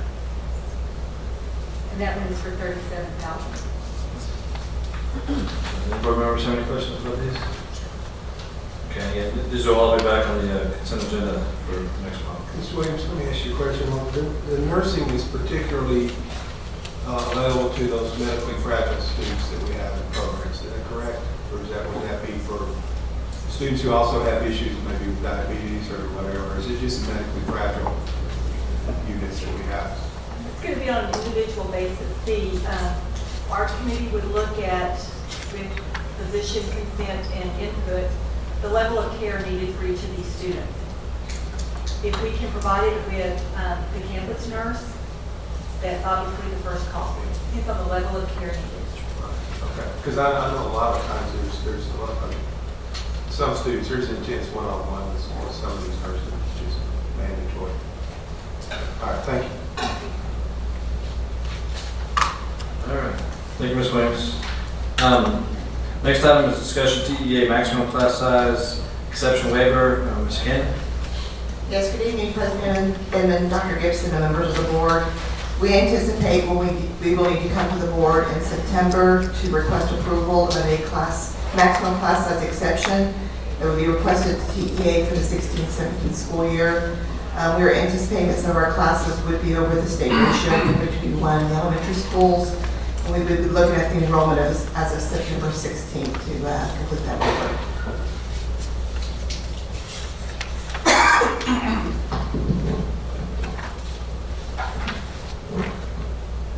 I'm going into a whole dissertation on this. I mean, they have these class size ratios, then that's an average, and some teachers are included, some aren't. I mean, it's kind of a convoluted formula, right? I mean, does that make sense? Or is that saying that there's no class that can have more than a 22-to-1 ratio?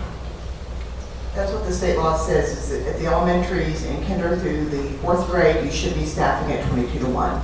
So any classroom on any campus should be at 22-to-1. So if anything's over that 22-to-1, even if it's one classroom, then you have to request a waiver. Ms. Cannon, I was going to ask, what do we, even though if we get that, which they give those class size waivers out, so the state does, but what do we try to keep it at then if we go to that 22, if we go to that 22? In the 3rd and 4th grade, we're staffing at 24-to-1, so that's typically where you're going to see more of it. At the K1 and 2 levels, we're staffing at the 22-to-1. We got vetted those in the staffing guidelines. So the budget that you guys voted on reflects that ratio. And just in case other people don't know, the state doesn't set a limit After 4th grade, there is no limit set for any classroom. Yes, I know we do this every year, right? Yes, we do. Yes, strange thing about this, I mean, you ask the board now for approval on this, even though we don't know whether or not we'll need the waiver. What we'll do, we're anticipating that we will need the waiver. We've asked for the last several years. What will come to you in the board in September is the request to approve the waiver to go into TEA, and we'll look at the last Friday's enrollment number to look at what those class sizes look at the time. So we'll know how many at each campus and at each grade level is over that 22-to-1. Yeah, but by the time we actually vote, I mean, I assume we'll be part of consent agenda items if we're doing something, but we will have the numbers at that time. Yes, we'll provide a chart with that shows at each campus how many classes are over on each grade level. Okay. All right, thank you very much, Ms. Cannon. Next item, designation of district investment officers, Mr. Skinner. The next 3 items deal with policy CDA legal.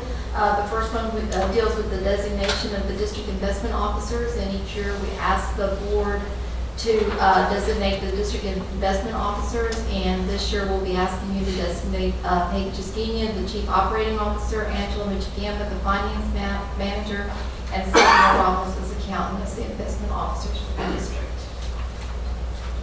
They were the same officers last year, I assume, right? Yes, sir. No changes. Any questions? Okay. The next item is the adoption of qualified brokers and pools. Once again, this deals with policy CDA legal. Each year, the board has to designate a list of qualified brokers and pools that these investment officers are authorized to do business with.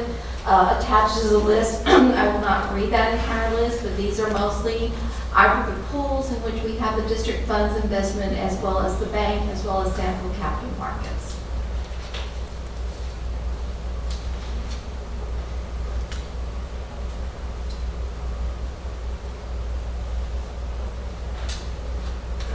Questions? All right. Next item is annual review of SCUCISD investment policy. Policy CBA legal again states that each year the board must review its investment policies and investment strategies. We do this on a yearly basis. We are not recommending any changes to that investment policy, and there are none that are coming up in either update 105 or 106. And at that time, there will also be a resolution that the board will need to sign stating that the policy was reviewed by the board on a yearly basis. Yeah, just for regular folks, I mean, when it comes to our investment policy, we don't have a whole heck of a lot of discretion, right? That's We're not out there exactly investing in high-flying stocks and It's all by legal policy. things like that, right? Any questions on that? All right, thanks, Mr. Skinner. Next item, resolution for interlocal agreement with One Governmental Procurement Alliance, Mr. Rivera. Thank you, Mr. President, members of the board, Dr. Gibson. Our policy change legal states that to increase efficiency and effectiveness, the district can contract or agree with other local governments and with state agencies, including the comptroller, to perform some of its purchasing functions. One of these entities is One GPA. It's a purchasing cooperative that provides access to establish public contracts for such things as building products, office supplies, furnishing, professional services, computers and software, telecommunications, all at competitive prices. And as we seek to provide the best value for our district taxpayers, adding One GPA will provide an additional tool for the acquisition of goods and services at competitive prices.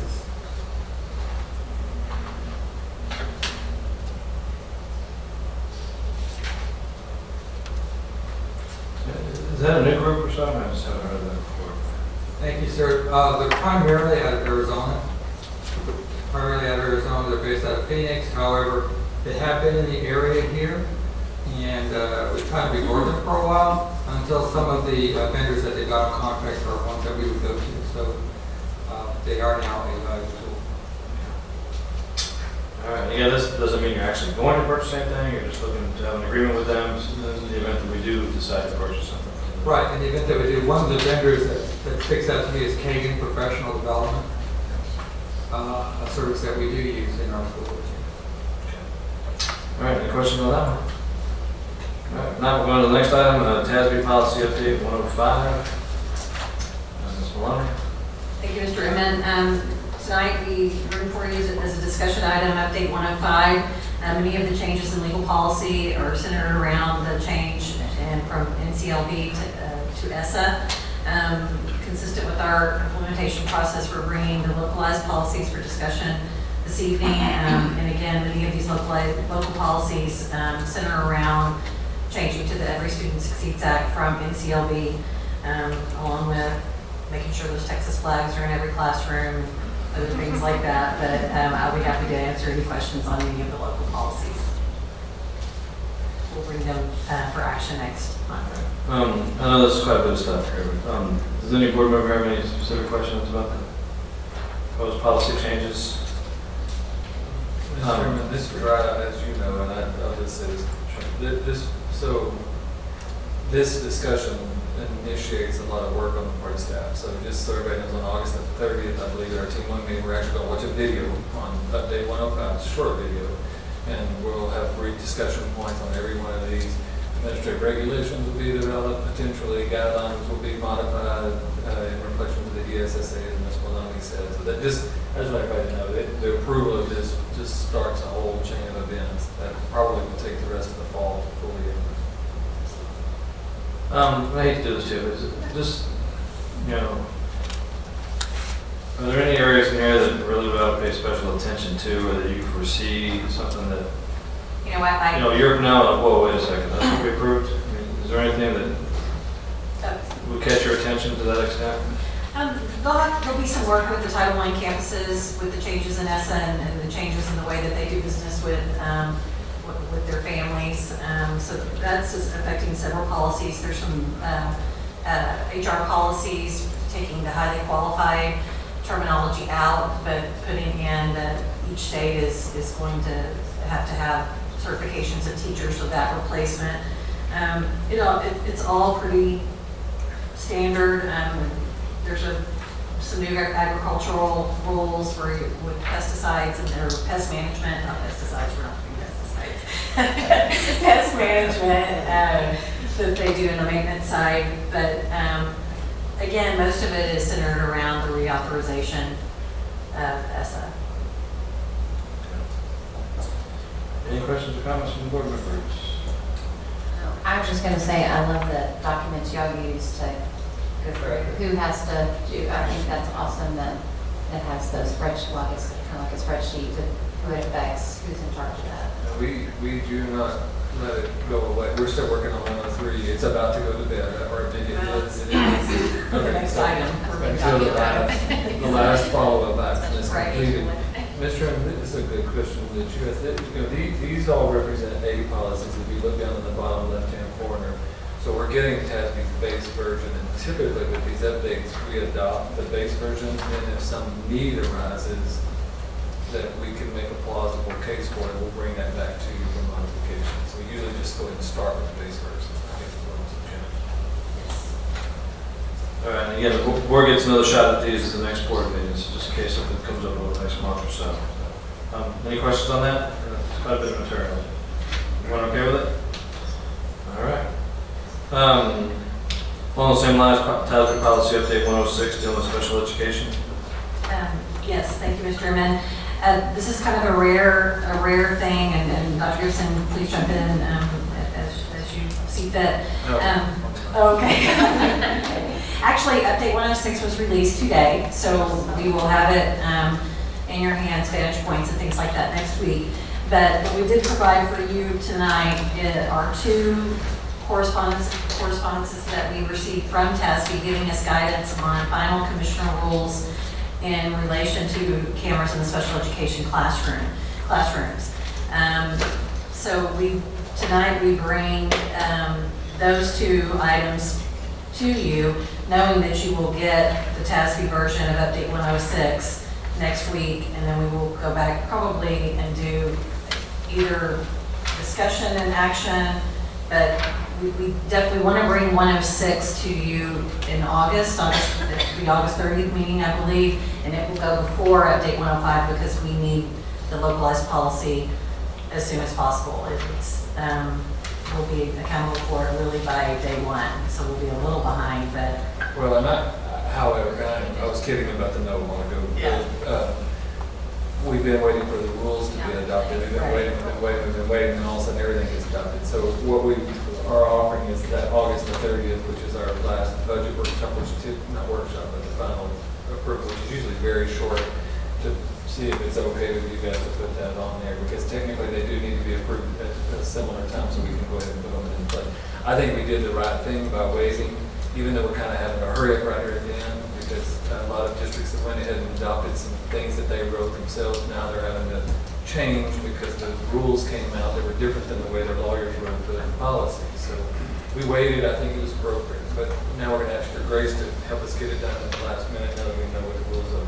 And again, we will have lots of discussion, and there's lots to do in regards to this particular policy, both on the HR side, special education side, technology side. It's a pretty big policy change for us, well, for everybody. Any questions on that?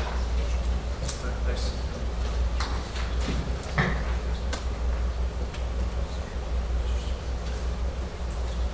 Wayne, on the conceptual design, back to those, when do you anticipate action items on those?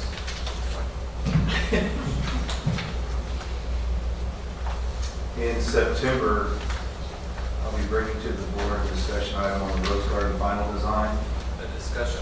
Yes, sir. Okay. Action Not item. final approval, but just further. For Clemens, it'll be action for the concept, just a formal approval of the concept. For Rose Garden, the same concept, and for HVAC. So the three reports that we gave today were just approval on concept. And then we will come back in October with Clemens for where we're at in design as well for final. Okay. Let's restate that based on the numbers. Sorry. Item number 2 for Samuel Clemens, when are we going to be asked to make the final decision on that? For the concept, the final decision is September. So for final design, we're looking in December. So there will not be any decision made on that item next month?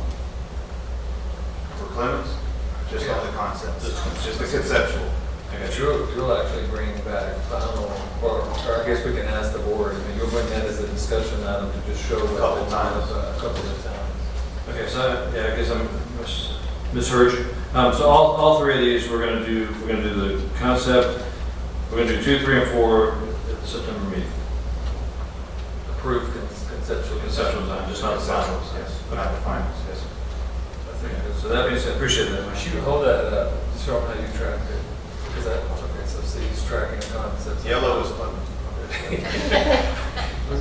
All right, so having said that, so just want to let the board know for, so item number 17, all of the discussion items that we just went over, with the exception of item number 1, all of the others, which would be number 2 through 16, will be brought back and will be placed on the consent agenda item section of next month's board meeting. So again, just keep in mind, there's a lot of material, a lot of things there. If you get any questions in the meantime, feel free to ask the superintendent. You can always pull the item at the next month's board meeting to discuss it further. But just know that tonight was the time to have the discussion. Otherwise, all of those items are going to be on the consent agenda for next month's board meeting. So that's true. Everyone okay with that? Okay. All right. Good to go.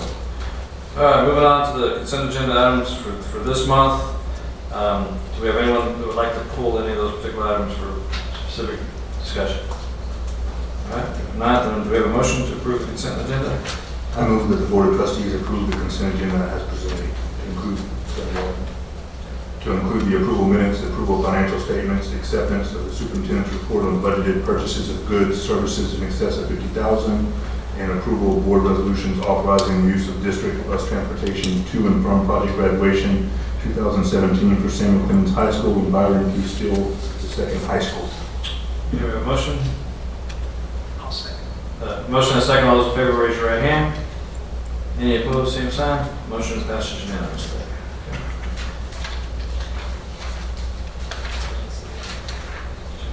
I was just checking on the resolution. Do we need to sign anything on that? Probably. So we know. She'll have that at the end of the meeting. You have that resolution to sign at the end of the meeting? Yes, I do. All right. Moving on to the action items. Number 1, request for board approval, local policy update, affecting policy DNA local and DNB local. Ms. Cannon. Yes, thank you. With us moving to the commissioner recommended evaluations for the 2016-17 school year, we will be using the T-test for teachers, and we will be using the T-test for the campus principals and administrators. This requires us to change the policy for DNA legal and local, and the DNB legal and local. We are requesting that you approve DNA and DNB locals tonight so that we can be in compliance with staff development that's currently being delivered to teachers on the new evaluation system. The DNA and DNB legal will be in update 105. So we're just trying to get in compliance to make sure that teachers understand that we're appraising under T-test and the principals will be under the T-test.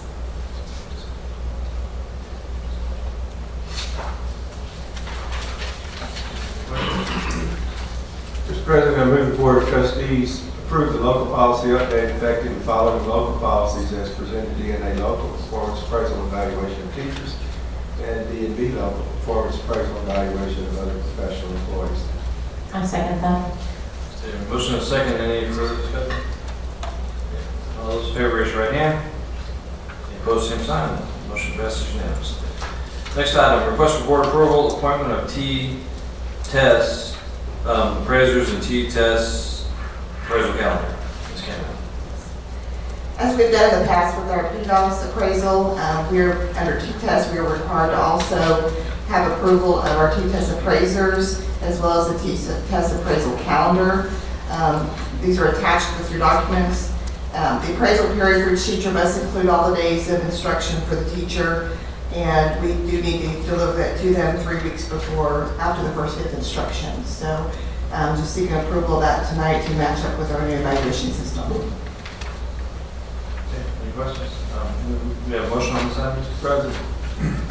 I move the Board of Trustees approve the appointment of the attached list of personnel as appraisers and the attached appraisal calendar for 2016-2017 school year in accordance with policy DNA legal and DNA local. Motion, do we have a second? A second. Okay, motion and second. Any further discussion or questions? Well, there was Clemens has 7 and still has 6. Is there any reason why? Yes, this is based on the staffing guidelines and their higher enrollment at Clemens, so it matches up with the enrollment. Thank you. Okay, so we have a motion and a second to approve. Anything else? All those in favor, raise your right hand. Any opposed, same sign. Motion passes unanimously.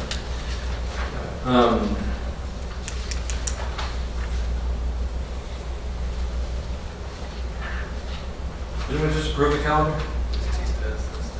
T-PAS as opposed to T-TESS. Welcome to our world. There you go. All right, number 3, we're going to count that. Establishment of a T-PAS appraisal calendar, Ms. Camden. Yes, with the new TPES appraisal, we are also required to develop an appraisal calendar to have that approved. Each district must establish an appraisal calendar, and we need to provide the calendar to principals prior to their pre-evaluation conference. Mr. President, I move the Board of Trustees approve the establishment of the attached appraisal calendar for 2016-2017 school year in accordance with policy DNB legal and DNB law. A second. Okay, we have a motion and a second. Any questions or comments? All those in favor, raise your right hand. Any opposed, same sign. Motion passes unanimously. All right. Now the big one here. Adoption of the performance evaluation instrument for cabinet members. Ms. Camden. Yes, we have developed a new appraisal instrument for our cabinet members for the 16-17 school year. This instrument we feel is better aligned to our organizational goals and will include an opportunity for professional development and growth for our cabinet members. Do we have a motion? I move the Board of Trustees approve the adoption of the performance evaluation instrument for cabinet members for the 2016-2017 school year.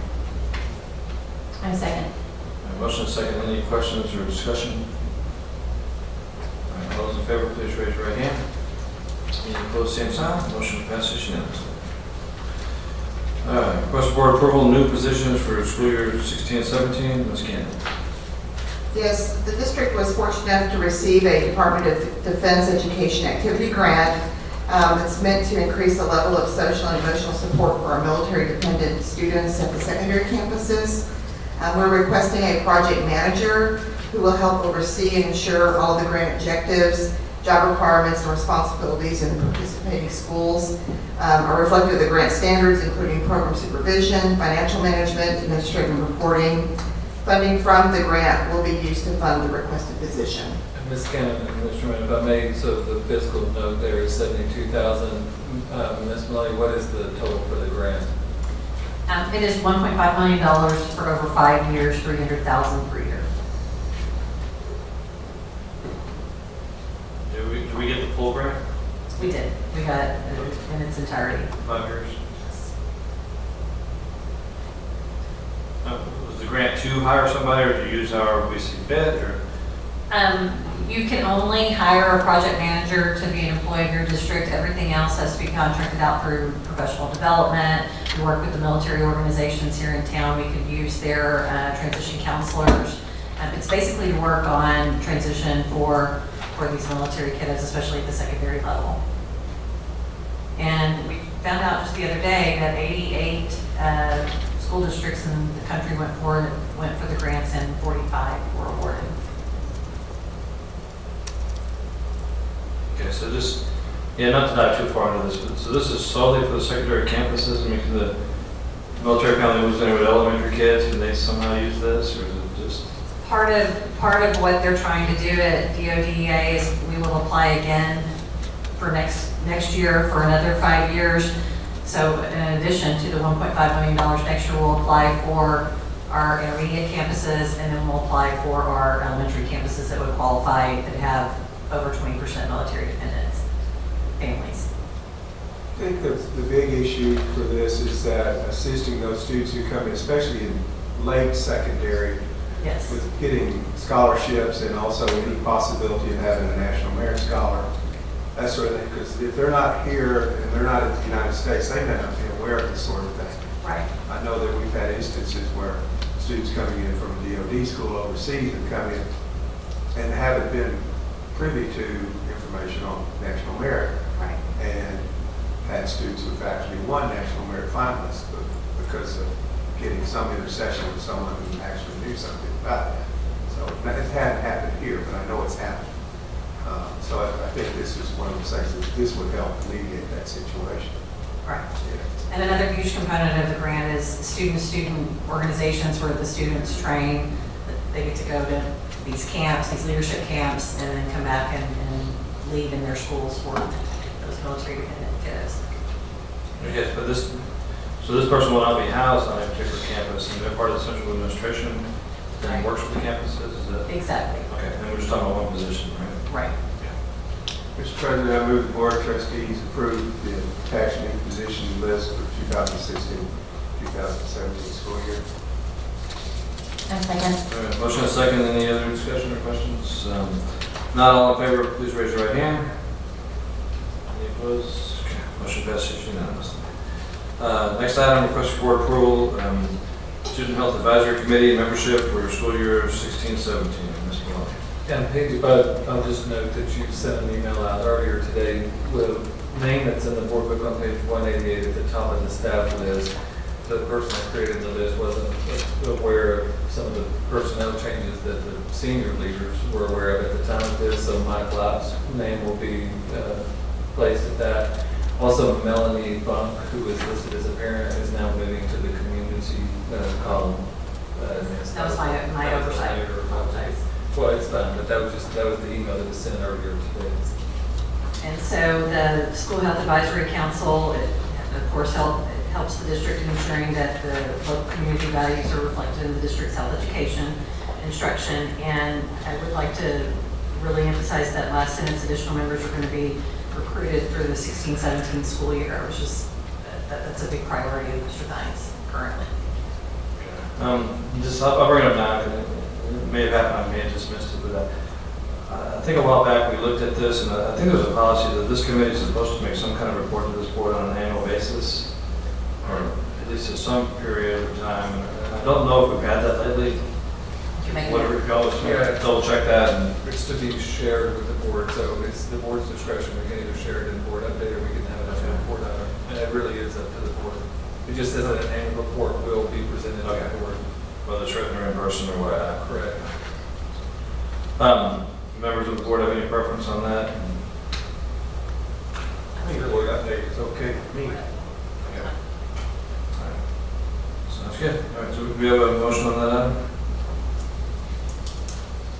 I move that the Board of Trustees approve the current Student Health Advisory Council for the 2016-2017 school year as presented.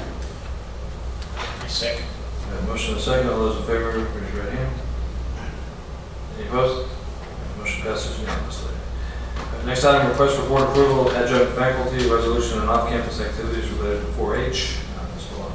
Yes, thank you, Mr. Chairman. This is a yearly action item that we bring to you on behalf of 4-H with a resolution to sign so that we are able to have adjunct staff members who can lead these organizations as they are participating in the 4-H club, short-term projects, and school curriculum programs. And the individuals are listed in the action, moving for the action item. Questions?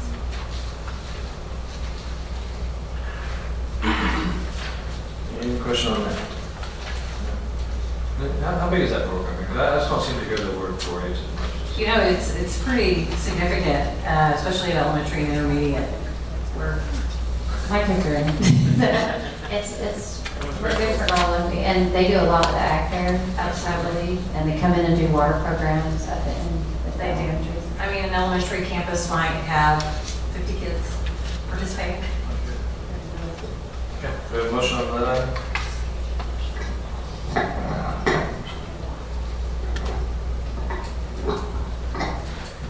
I move that Board of Trustees approve the following Guadalupe County Extension agents as adjunct faculty members of the Schertz-Cibolo-Universal City ISD and approve the resolution regarding extracurricular status of the 4-H organizations as presented. I'll second. All right, motion and second, all those in favor, raise your right hand. Any opposed? Okay. Motion passes unanimously. Next item is request for board approval, donation of real property. Mr. Rivera. Mr. President, members of the board, Dr. Gibson, this is related to one of the items that Mr. Christie discussed regarding the new Rose Garden site. At the top of that property is a private road. There's a drawing in this agenda item right above our future school site as shown on the drawing. And it's about 600 feet long, 30 feet wide. And we approached the owner of the property after discovering who it was and offered him a reasonable price, but he said, I will donate that to the district. He's 93 years old. He's been around a long time with property and he wants to do that for us. However, he did say if there are any taxes owed, we take care of that for him. I got back taxes for 20 years. For Fair County, they have never taxed that little slope of land, and they had no intention to tax it. However, we did say we would approve. It's just a really rough gravelly road, right? We're going to approve it, so the cost to us might be a little bit, maybe $80,000. But it could become its primary purpose is to become a water drainage for our new Rose Garden facility. That's the number one priority. But it could also become a maintenance access road that we could use for our maintenance people going in now. So it's actually a win for the area there, be a nice improvement for the landowner. The current users will stay in place. There's a property owner at the end of that. And it's very, very nice that he actually offers to donate. Very good. Okay, so I don't know if it matters, but legally, are we calling this a donation that we're accepting, or are we purchasing the property, or does it matter? It's a donation, but it's still a real estate sales contract that will be signed. I move that the Board of Trustees adopt a resolution approving the purchase of real property, a .44 plus or minus acre site located near Schaefer Road and FM 1518. In the amount of back taxes owed, if any, as previously authorized in closed session, and authorizing the superintendent to execute a real estate sales contract with sellers to tender the purchase price and other closing costs, and to execute all documents necessary to purchase the property. I'll second that. Motion second. Any further questions or comments? None. All those in favor? Any opposed? Motion passes unanimously. Next item, request board action, appointment of board member as delegate to the 2016 TASB Delegate Assembly. I guess that's on me. First of all, is everyone here planning on attending the TASB convention? No. The TASB convention in September? Okay. All right.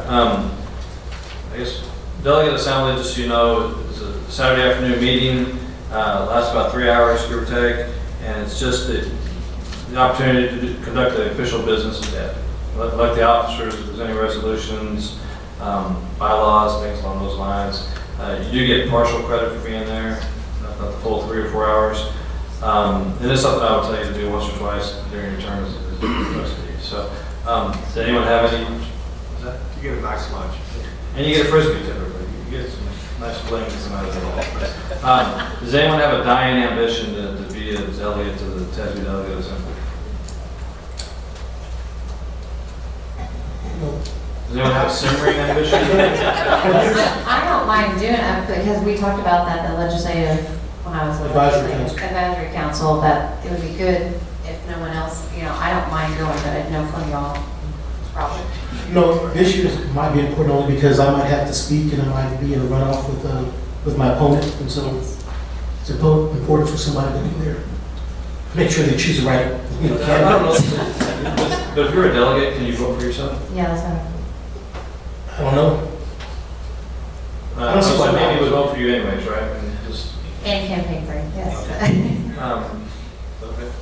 Yes, sir.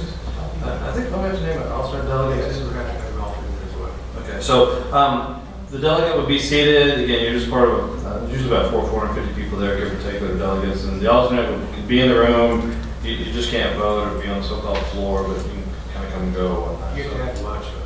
You do get a free lunch, I mean, that's it for most of us. So having said that, do we have anyone who would like to be the alternate? Let me want to be the alternate if I can. Okay, all right. All right, having said that, do we have a motion on this item? Mr. President, I move the Board of Trustees appoint the following trustees as official voting delegate and alternate to the 2016 TASB Delegate Assembly to be held in Houston on September 24th, 2016. The SCUCISD official voting delegate would be Andy Dreisbach, and the SCUCISD alternate would be Robert Westbrook. Yeah. A second? I second that. All right, any further discussion? All those in favor? Ready? Any opposed? All right, motion passes unanimously. Do you want to distribute it right here, let them look at it and make a determination?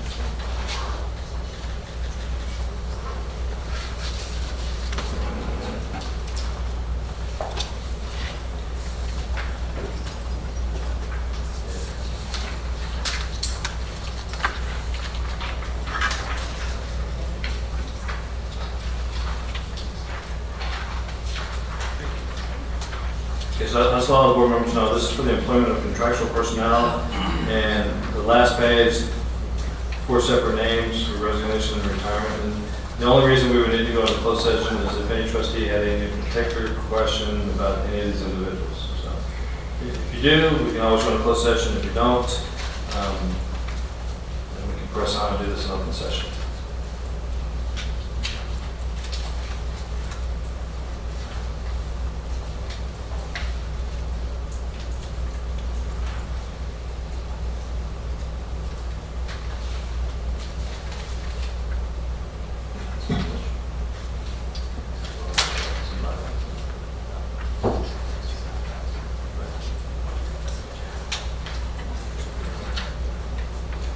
Don't feel that we can't. If you have some questions.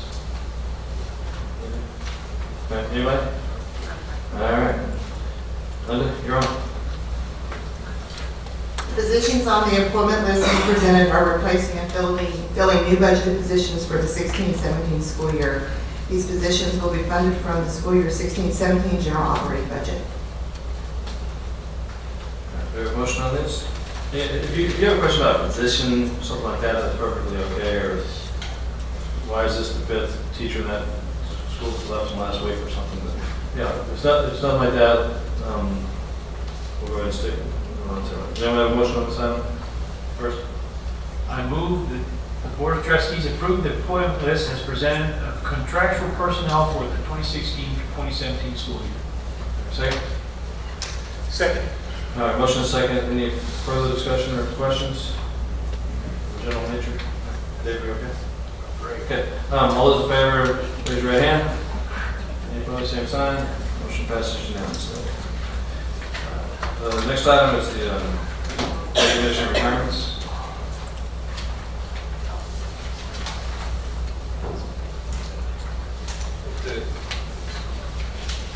And this is more for informational purposes, correct? I think it'd be perfectly appropriate. I'm not going to name names necessarily, but so we did lose one of our teachers of the year, so to speak. But my understanding is her husband took a superintendency job somewhere, and Yes. she's following him. It's around the school district, that's correct. Okay. All right. So any questions on that? All right. Thanks, Linda. All right. Next item for discussion, consideration of school board member attendance at the National School Board Association Annual Conference. Dr. Gibson, you have something you want to put on that? Didi, you may want to jump in here, but just so the board knows that when it comes to training, and I'll throw out a lot of what was talked about today at the Senate Education Committee was about training for board members. And right now, I think when you're a brand new board member, you're required to have 10 hours per year. And I think when you're experienced, 5 hours per year, which doesn't seem like a whole heck of a lot. They had a lot of discussion like that about just making sure the board members are trained and understand what it is that they're supposed to be doing. So I'm a big advocate and believer in these conferences. If you actually attend the sessions, they're generally pretty good. So most of us have been to TASB related events, whether it's Corpus Christi, around the state. NSBA is the National School Boards Association. They have 2 primary conferences each year, usually one in late January, early February, which is in Washington, D.C.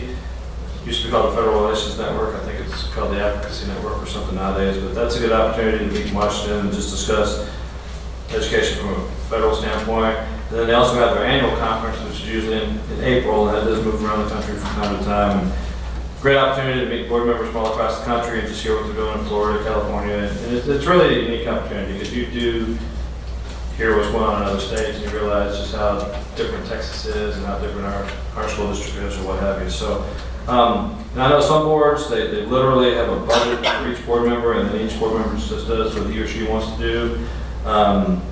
Some of them just fly all over the country and erect like a huge bill to the district with no oversight whatsoever. I think we've always kind of tried to police ourselves, and we've always been fairly conservative. And for years, we kind of had this unwritten policy that if you wanted to go to anything over and above just standard TASB convention, you had to get permission or approval from the board to get reimbursed. I think now in our board operating procedures, it actually does say that you should get board approval prior to going, or certainly prior to getting any kind of reimbursement. So if you don't get a reimbursement, you can always go. You just don't get reimbursed for it.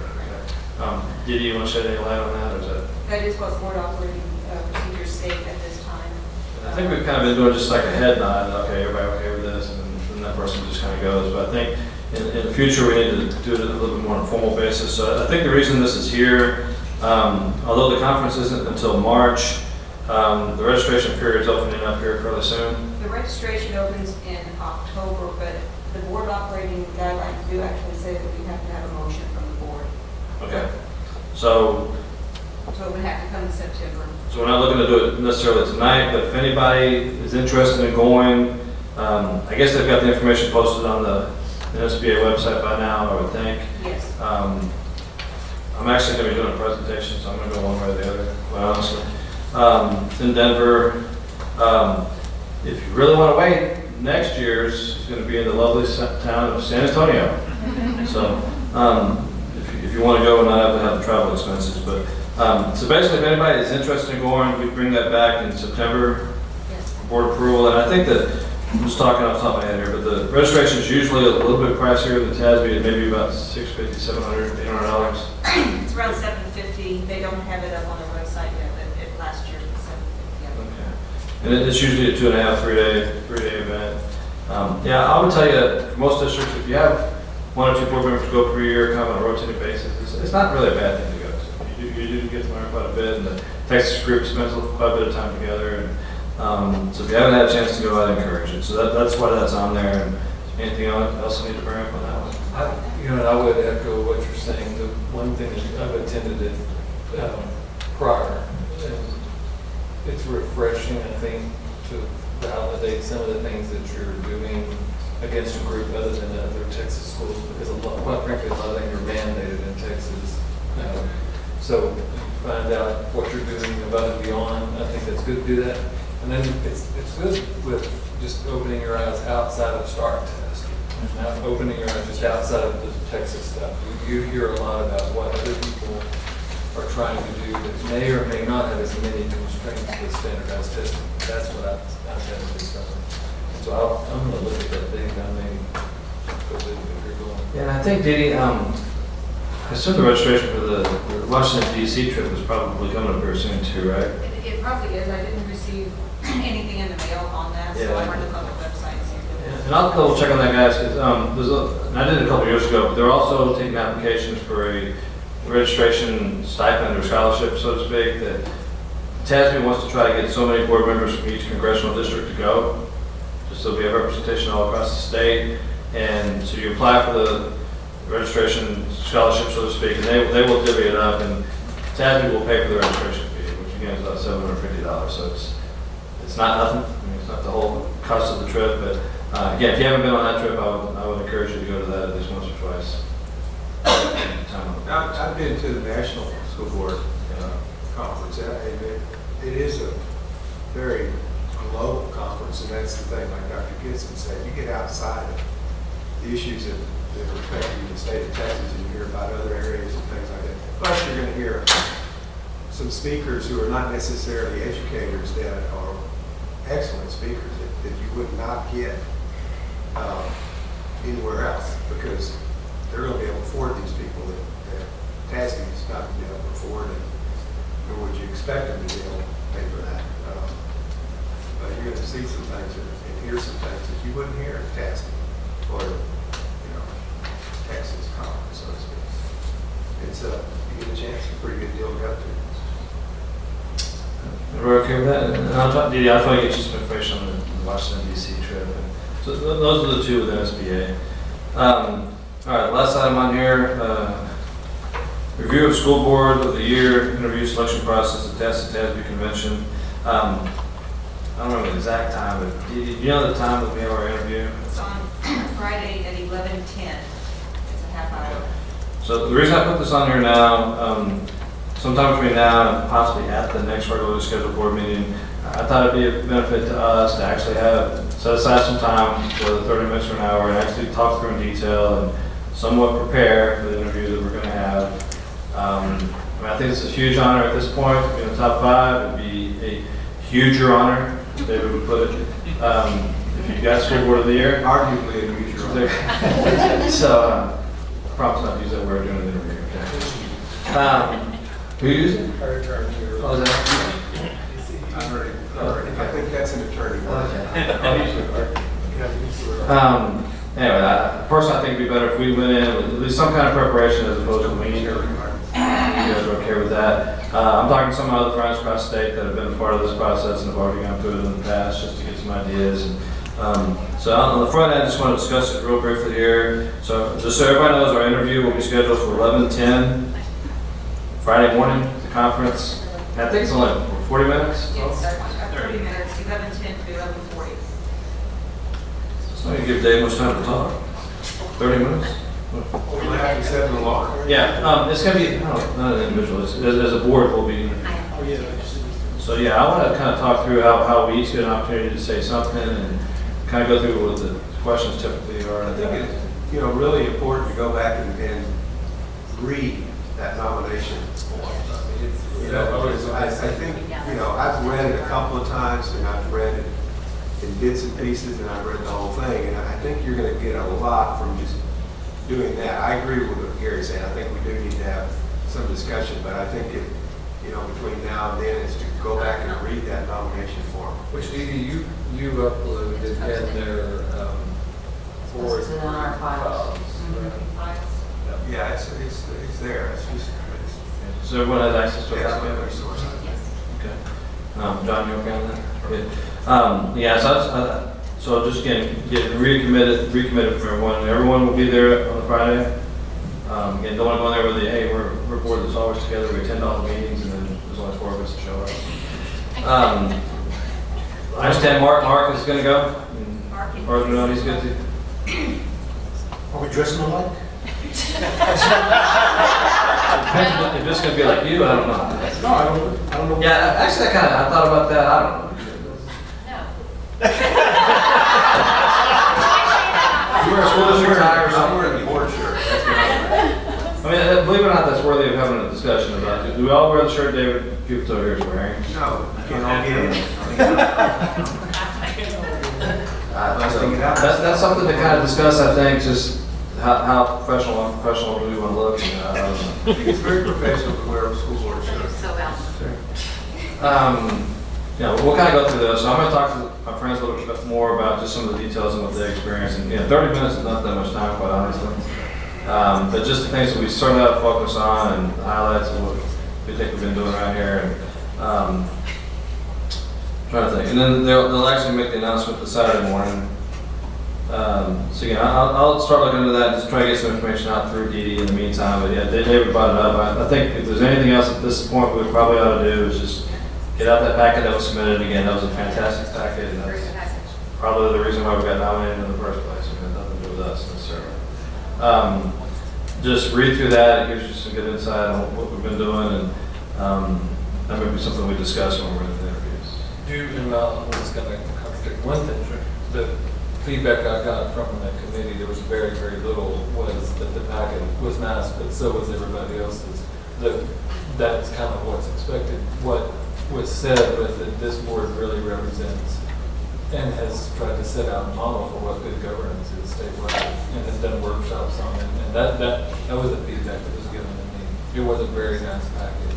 We assumed that all of them were very nice. So yeah, I think you guys have got a reputation for understanding governance statewide, which kind of brings me to an interesting point. There's a chance, and it's slim, we hope it doesn't happen, that this board is presenting good governance at the TASB convention at the same time that you're in the interview, which would be impossible for you to be doing. So if that's the case, Dr. Edwards and I will present on behalf of the board good governance to the board members. All I have. So we're kind of sweating it out right now, waiting on this. We don't have the time yet on the program, so we're kind of sweating that out right now. Okay. But we'll see. So I also request that no board member get caught up in any kind of scandal here over the next 3 or 4 weeks. What do you mean by that? I'm going to extend that for the next 3 or 4 years. After that, it's perfectly okay. All right. One other thing on this, and it's not directly on the agenda, but just take some leeway here. As you guys know, Robert Westbrook is running for the TASB board. And Robert, do you want to just kind of give us a quick update on what you've been up to? He's actually been working very hard on this, so I just want to give him a chance to have a few things to say. A few words. Hitting the road. As far south, so far as Crystal City, out of the 55 independent school districts, I've visited close to 20 of them already, personally. Some of them I've had the opportunity to visit with the superintendent, sometimes the superintendent's secretary, sometimes board members. I've tried to take pictures and include them on Twitter, and I realize that the Twitter is connected to Facebook and people are like, but anyway, in case anybody, what I've been telling the school boards when I do present between the school boards, like last night I went to Floresville and I got an endorsement there, Pleasanton, Jerdenton, Knippa. I think I'm up to 12, I need 14 to ensure that I'm on the ballot. I'm basically running on the platform of CLEAN, that's my acronym, is a sort of communication, leadership, engagement, advocacy will equal a noteworthy district. And I sort of present that one in a 3 to 5 minute time period. And that's sort of my platform moving forward. Been fun so far. I think there's about 10 more school districts that have the endorsement on the agenda. So Monday through Thursday, I think we're pretty much hitting the road. Yeah, every night he calls me from a different barbecue shack. The Dairy Cream in, was it Crystal City? I just want to say that I got a text from my hometown during the meeting that he was there from a former classmate it was on the school board texting me saying what a great presentation he did. So that was Good luck.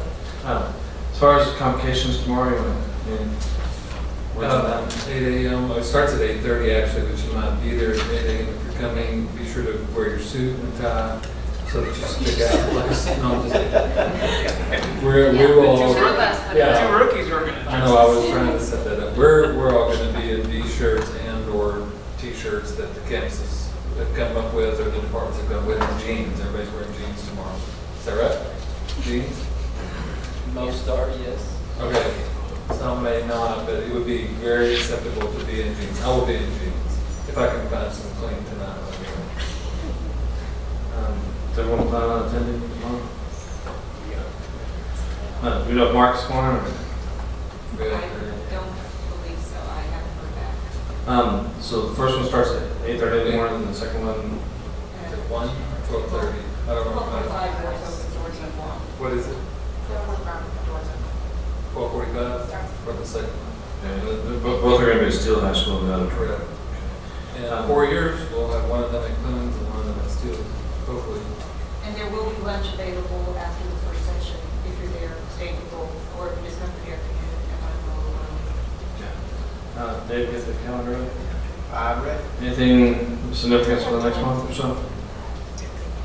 Well, we have a call board meeting on the 30th, and I believe that has primarily to do with the bond issue, if I'm not mistaken.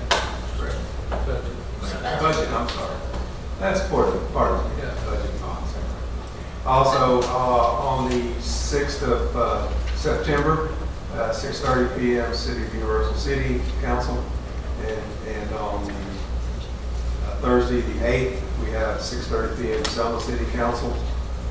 And then on the 13th, Tuesday, September, we have 11:30 Tri-County Chamber of Commerce. And at 6 p.m. Schertz City Council, and at 6 p.m. Schertz City Council, 6:30 p.m.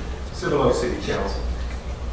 And on the 20th, we have 11:30 a.m. in Schertz Chamber of Commerce, and then we also have our regular board meeting that night, 6 p.m. on the 20th of September. And then that weekend, 23rd, 24th, 25th, is our TASB annual conference in the beautiful city of Houston, Texas. Being facetious on that.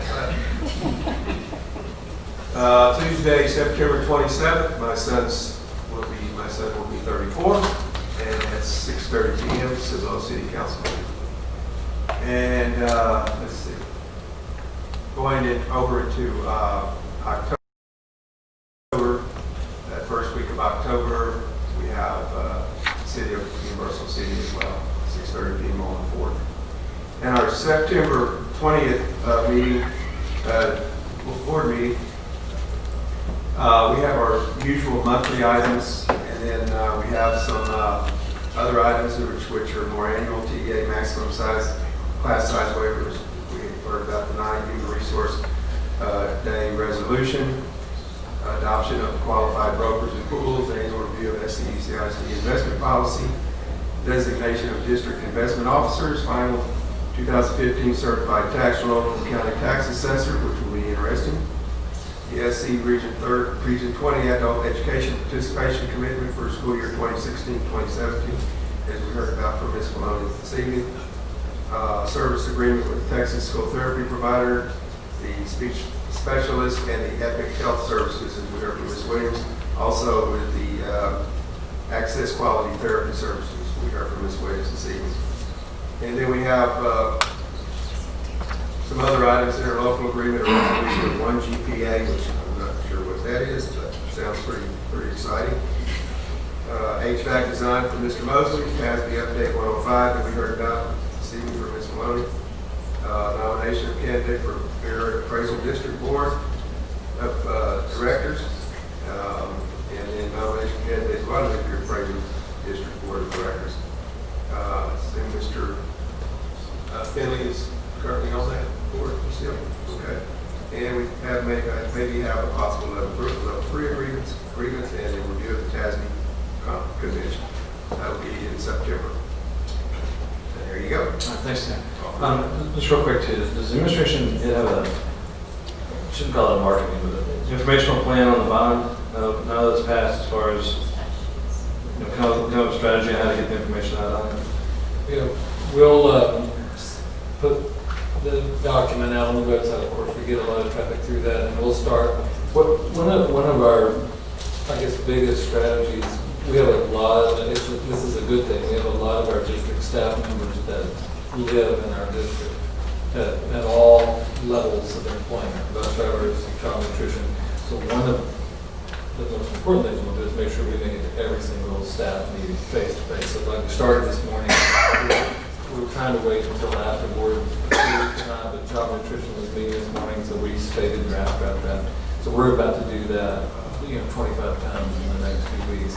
Then we'll have these 6 community meetings, and then whatever Maggie puts out, we'll get this document out. We've been very successful with our community advisory committee, I guess, endorsing this document and just becoming kind of our primary driver, if you will. And then I think what Maggie will do is troll for some HOAs. We'll get out to the HOAs. So it'll mostly be word of mouth.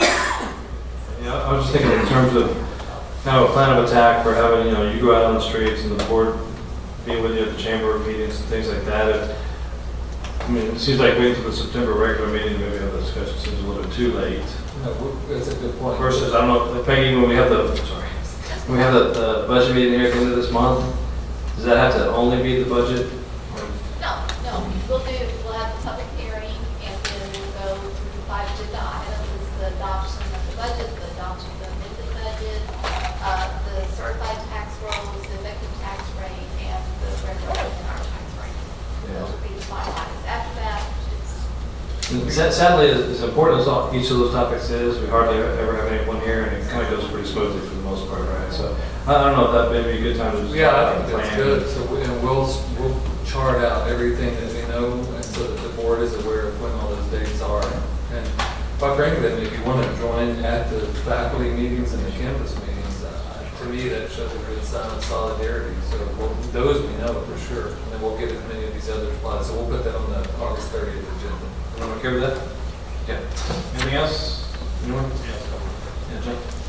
For the next board meeting, I have a couple of requests. One is that we, and I think Mr. Westbrook brought this up a while back, that we have a follow-up with the state-required emergency preparedness advisory committee as we're starting the new school year, to get an update, kind of a review of the last meeting they had, and an update of when they plan on meeting this next semester, and kind of the guidelines of what they're going to touch base on regarding the emergency preparedness. That we talked about in open forum. Yeah, that's what I was going to ask. So get an open forum discussion. Okay, yeah, that's a good idea. And second is, and I don't know what the correct forum is for this, but looking at the board operating procedures, they were last updated in October 2014. Since we have almost half new board members, I make the request that we review that just to update it. I don't know what the time period is. Yeah, just real quick on that, Didi, I know we talked about that the other day. Is there a timeline on, should be, we redo it annually, I know, but. Yeah. We didn't get it accomplished this past year, so we were looking at maybe doing it in September or I think September is as good as any time. Okay. Mr. Curry, tell me the name of the group again so I can read it. It's the Emergency Preparedness Advisory Committee. Okay.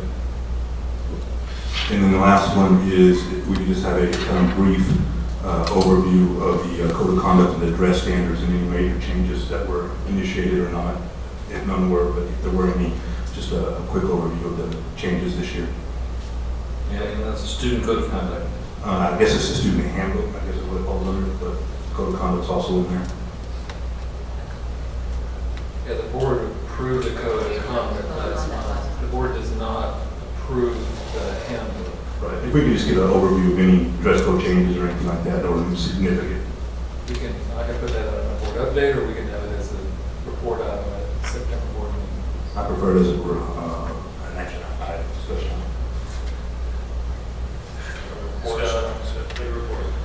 Report out. And just for clarification, you mentioned if, I'm sorry. Yes. You said, I guess in a clear definition, you said if there are any major changes or significant changes, or I'm not sure what you mean by significant changes in the dress code. Were there a lot of changes in the dress code? No. None whatsoever? I don't believe so. There were very few changes. Usually if the legislature is not meeting, there aren't any changes. I'm sorry? If the legislature is not meeting, there aren't any changes. Yeah. And so I think that was been communicated several times that there weren't significant changes in that, but I can provide you a copy of that. So you can do this side by side of what last year's were and what this year's were. I don't know when you say significant, what exactly? All right, now take away significant, any changes. So any changes at all? We want a presentation over any changes. We can, if you want to sit down with me, we can do it that way too. Okay, that's fine. Okay. I'm happy to do that. All right, so let's do this. Mr. Crew, Mr. Edwards, me, y'all talk about any changes you want to talk about, and then hopefully we can do that this next week. And then based on that, then let me know, is it something the whole board needs to just at least have a report on, a discussion, or not, or if not, and everything's fine, then we'll move on. Is that okay? That'll work. What was, and then emergency preparedness advisory committee, and what was the other one? The board of operating Okay, procedures. you've got that, the board operating, okay, thank you. Yeah, I thought we did that back in the fall last year when we sat down, kind of had a team meeting, right when we Started changed over. to, but the elections kind of took We over, did, and so we had it the just became elections. part of the new board That's orientation. what I thought. kind of a Okay. workshop. So we didn't really look We at had it. the orientation, but we didn't have a review with the full board. Okay. Yeah, I was Sounds going to say, we good. had a workshop, I thought. That's what I thought, right after they got on, we were talking about But it. that was more of a, these are what they are, orientation, not a, What? let's discuss it and potentially. Okay, sounds good. All right, anything else? All right, it is adjourned, 9:07 PM. Thanks, guys.